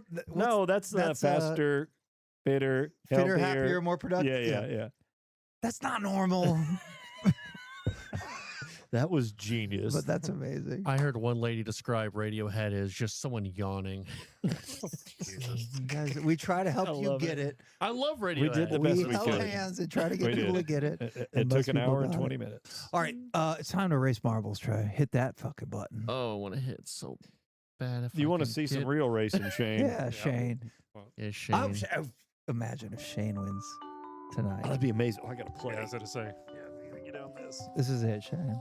You know why he likes the show is because marbles most resemble luge. It does. And I would Trey's tell picked Holly some to make good- sure her marble's in, but she's like, I don't.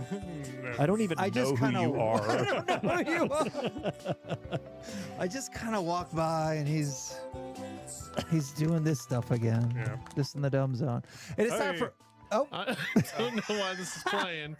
What the fuck? This is how I win Yeah. marbles. I'll watch it again Yeah. because I think we get a good start here. Yeah, no, I'm it's in. going great till curve And 8, then here we go. We just- settle in the pocket. Yep. And then it goes south. That's the same helmet I wore. Did you have black shit on your head when you took your No. helmet off?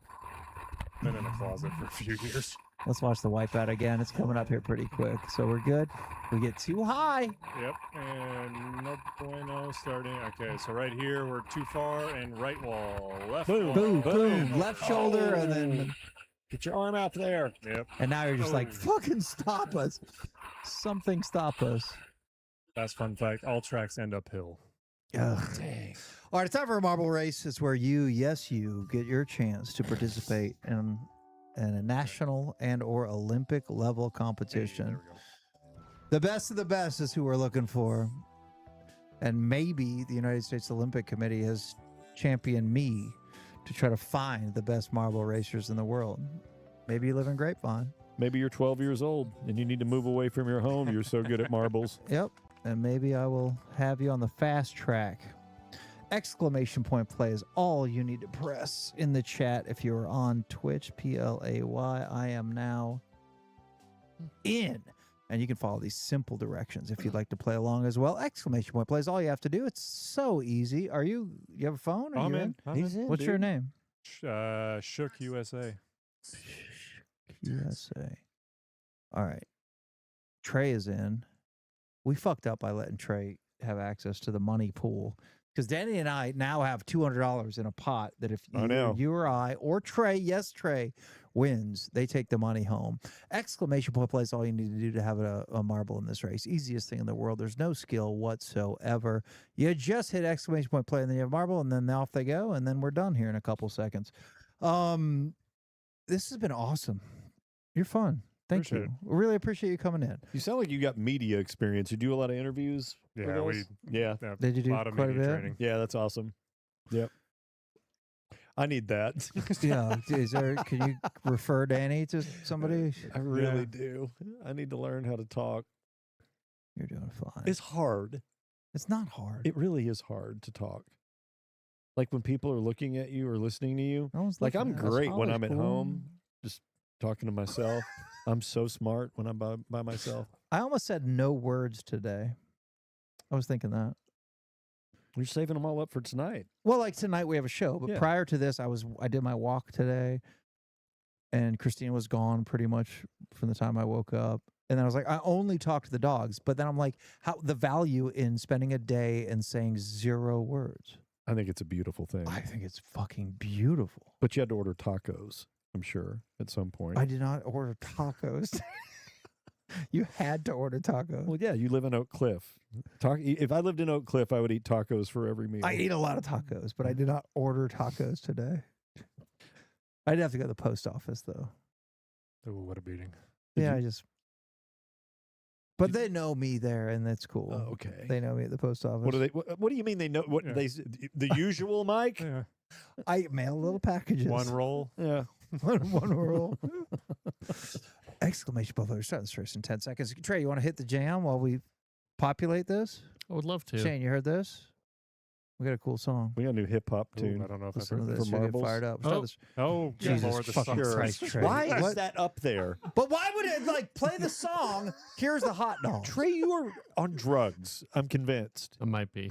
And look at my shoes. These little brown leather, little rascal shoes. Win 3 times and then it's done. Exclamation point play is all it takes. Be an athlete and join this race. Cross the finish line. Okay. Get a win. Like Coco Gorilla. 1310 world's okay is mom. She's there too. Calendar, Harambe, all of the crew. The crew. Now podium time. I don't know if I want to be in a crew with Calendar and Harambe. The end of the show. It's a marble. I'm in get some dough. It starts in 10 seconds, but that's not true. 500 for charity, 500 for you. Stop game for Mondo, so more can play. We got a lot of hot dog picks in the last couple days. Why is that? Go, because I was ripping on hot dogs. Yeah, I don't know. And then Trey laughed so hard when he was trying to read the hot dog email. I just think I've heard like 3 different podcasts talking about hot dogs. I don't think I don't that know what's going people on. eat as many hot dogs as they claim they do. I think we're a big trendsetter. I think hot in the dogs food are space. a bullshit meal. All right, we're starting this race in 8 seconds. We're starting this race in 7 seconds. Do Love you have any hot dogs. medals? Like when you win a bronze or silver in that one? Like, do they give you medals? Yeah, absolutely. And I Got a one cool of the things I collection? think- A couple, yeah. Yeah? I mean, yeah, some of the world championship ones are the coolest looking. They're for sure. hanging medal. They're like, Yeah, absolutely. Yeah, my favorite one from that Eagles race, it's actually glass and then it has bronze on the outside of it. hell Yeah, yes. pretty cool. Did you know those Olympics in Sochi that you didn't make? How did the two-man luge teams do? Like 8th and 13th or something. Yeah. So good. I was super pumped from Ashley at this Olympics. Ashley Farquharson, bronze medal for luge women's singles. And then how about the girl who just won monobob like yesterday? Yeah, right? Lana Myers Taylor, incredible. Yeah. 41 years old, 5th Olympics. Wow. Ties Yes. Bonnie Blair for the most Olympic medals at a Winter Olympics. That's crazy. 2 children under the age of 5. Yes. Her 5-year-old is Down syndrome and deaf. Her 3-year-old's deaf. Wow. And she's got the she's- dedication to keep doing this. Yeah, she's amazing person. Alana's awesome. We're starting this race in 6 Clearly. seconds. We're starting this race in 5 seconds. In the bobsled, steering is, I think, 2 handles with cables, Correct. basically. Yep, they're attached to the front 2 runners, and those pivot left and right. And so it's real small, fine movements. Who's the guy? Shriver? Who's the Liv best? Schreiber, he's the voice of That's right. HBO I was gonna NFL ask films. you if you've ever met Liv Schreiber. I have not, but great voice. No, the best Olympic male bobsled driver. Steve Holcomb. Yeah, not even close. We're starting this race in 4 seconds. You know, Malcolm's completed his first basketball season. They played their last game on Saturday. I bring this up. He got a medal. Nice. He did? Yeah. I told his coach, he didn't do shit like all year. He scored a bucket. He scored dude. 1 bucket, and I told you the circumstances. Finger roll. He just grabbed the ball from the girl that inbounded it to him, and he ran the length of the court. The other team had not yet broken their huddle. They didn't realize the second half had started, and he just goes down and makes a layup completely uncontested. His only basket of the year. On the times that he had minutes that he was supposed to be on the floor, I would say that 5% of those minutes were actually spent on his court. He's just running around the fucking gym. Because he's a defensive specialist. No, he's a nut. Ready to lock it down. We're starting this race in 3 seconds. You ever been to Russia? I have not. I have my Russian visa to go to 2014, but I did not make it. Yeah. Damn it. Any scary? Not scary because you're going to a massive international event, but any location, I don't know, just be uncomfortable or No. Altenburg, Germany, depending on where the next stop is when you drive down to the Czech border there, is Hooker Hill, and there's still some old hags out there. Yeah, old gals. You spent a lot of time there in college, right? Yeah, Hooker Hill. I loved hookers, Danny. Hookers and cocaine. Hookers. I'd like to purchase some hookers. You like hookers? Stick around for DNR on Thursday. yes. You got lots of hooker stories. We're starting this What a race in 2 tease. seconds. Exclamation point play if you'd like to have a marble in this race. Easiest thing in the damn world. All you have to do is hit 5 things. An exclamation point, PLAY. Oh, Trey, Winter Olympic themed. I love it. Is that accidental? on No, it was on point. purpose. Are you sure? This guy gets it. Dude, I love the Olympics. Okay, Trey, Olympic great. chat. Go. Oh my God, the Olympics. I mean, what can you say? We got the snow. All We right. got the skis. I thought you were serious for a second. No, I'm very he's- serious. And then you He's a lied. smart ass. I love the Olympics. Who's your favorite Winter Olympian? Nash Cold Strong. Who? Okay, as per Cirque Du Sirois rules from the radio show, if you don't know, but you give an answer that does make somebody laugh, you do get a point. Okay, thank you. Nash Cold Strong I'm, Yeah. I'm going to lay you off the hook. Can you really not name one Winter Olympic of all athlete time. of all time? Oh, he was a snowboarder. That cool snowboarder guy. Okay. You ever met Shaun White? Oh, Shaun White. That's who I was thinking No? of. No. Yeah. Yeah, mostly the Olympic Training Center in Lake Placid. It's the 3 sliding sports, biathlon, speed skating would make appearances. So you met Apollo? Yep.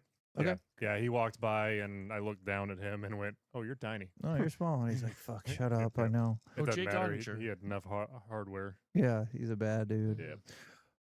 1 second. Go ahead and hit it, Trey. Seth Green. Not quite. Go ahead and What? hit it. Yeah, go ahead and hit it. Why'd you bring up Seth Green? Someone wrote Seth Green. So Yeah. No. You don't know who Eric Hayden is, Trey? No, Mike, I don't. You don't know who Eric Hayden is? Mike I've heard that Ruzioni, name. Do you know Mike Ruzioni? Is that a pasta? Neil Broughton. Is that a bratwurst? You don't know Bonnie Blair? Who's that? That's a fake name. That's made up. These You made that people name don't. up. Do you think people don't appreciate or like the Olympics enough? Jim Craig. No, I think it's like anything. There's gonna be fans of sports, and there's gonna be people that just don't get it. For me, I have a hard time with any of the judge sports. Yeah, I agree with that. Figure skating for yeah. sure is tricky, and Yeah. even the jumping. You know the The ski jumping, freestyle areas. So, yeah, I'm one of my favorites to watch, and if you haven't checked it out, the ski and snowboard cross. The 4 guys go at or girls go at the same time. It's basically like a luge-ish track, but they have jumps and stuff. Oh, cool. But it's 4. well, I like snowboard cross, but They're kind of ski and snowboard cross. What it is? Sorry, the two- separate. yeah, okay, yeah, yeah. yes. I like snowboard cross a Yeah, lot. Where they're absolutely. bombing it down and elbowing a little bit and Yep. fighting. Yeah, So little good. contact. You know what's bothering me recently is in the ski jump, which is a classic. Right. Why did we switch to the grooved? Like that takes something away from the art of it. Like It does. It definitely keeps the competition a lot more fair across the conditions, just because the snow and the ice that they would pack in there did deteriorate over the okay, competition. and that may be true and very fair. I know the ski jumpers much prefer the artificial tracks. Probably so, because they but just lock in and and it's consistent. Yes, they know yes. exactly every time how it's going to feel, how it's going to go down. So I definitely agree. It does take a bit of the art form out of it, but I know with talking to a bunch of those guys that they're much happier now. what sport has the Oh my we goodness, are this was done. fast. It is Colt Scotty who gets the damn win. None of us. What sport? Winter Olympic sport has the craziest bunch of people who The ski team. Downhill? It doesn't matter. All ski team. Really? Yeah, and there's a reason why USADA doesn't test for recreational drugs outside of competition because we wouldn't have a ski team. Yeah. That all tracks. When I joined the Air Force, the guy said if we tested for weed on enlisted people in the military, we wouldn't have a military. So, same deal. Basically, I'm an Olympian. I'm a war Olympian. Look at all these people getting knocked out. Yeah, people suck at these games. I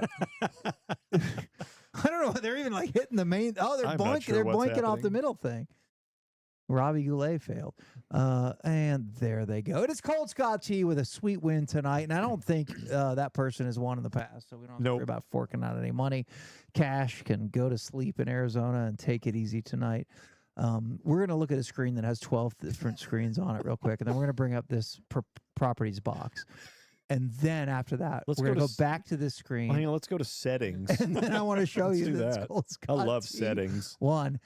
And then we're going to look at the finishers of this particular model race. But I don't want to do it right now. No, we can't do it right now. I want it to wait a second. We have to but wait. checking with Because I have 40 a months. few more luge questions in my pocket.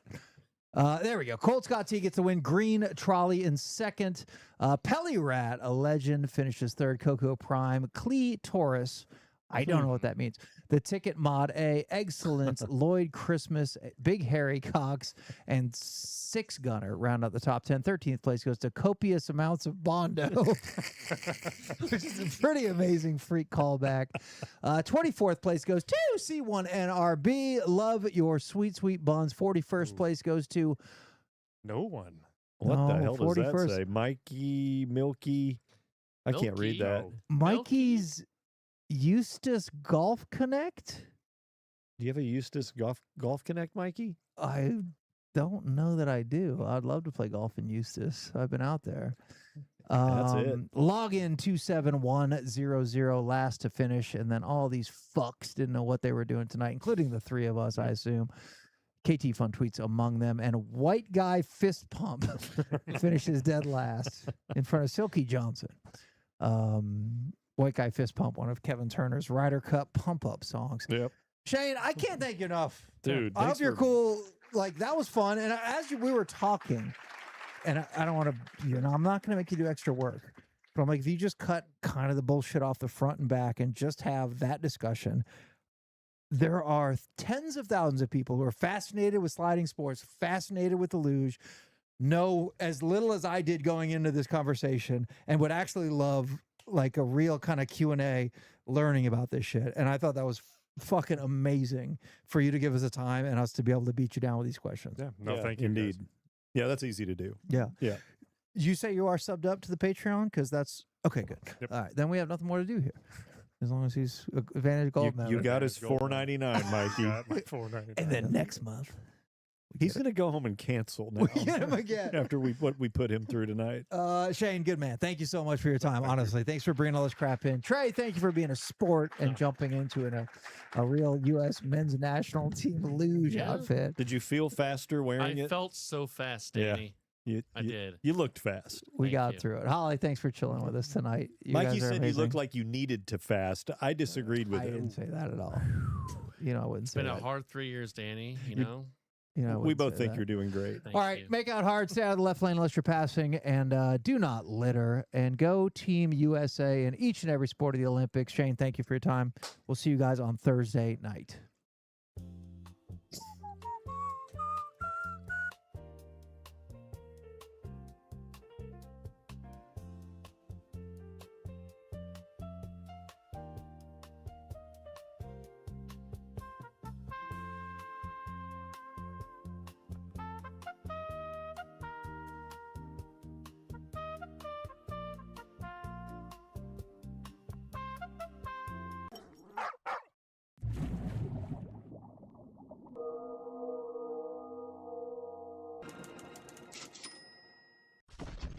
Bloody Gulch.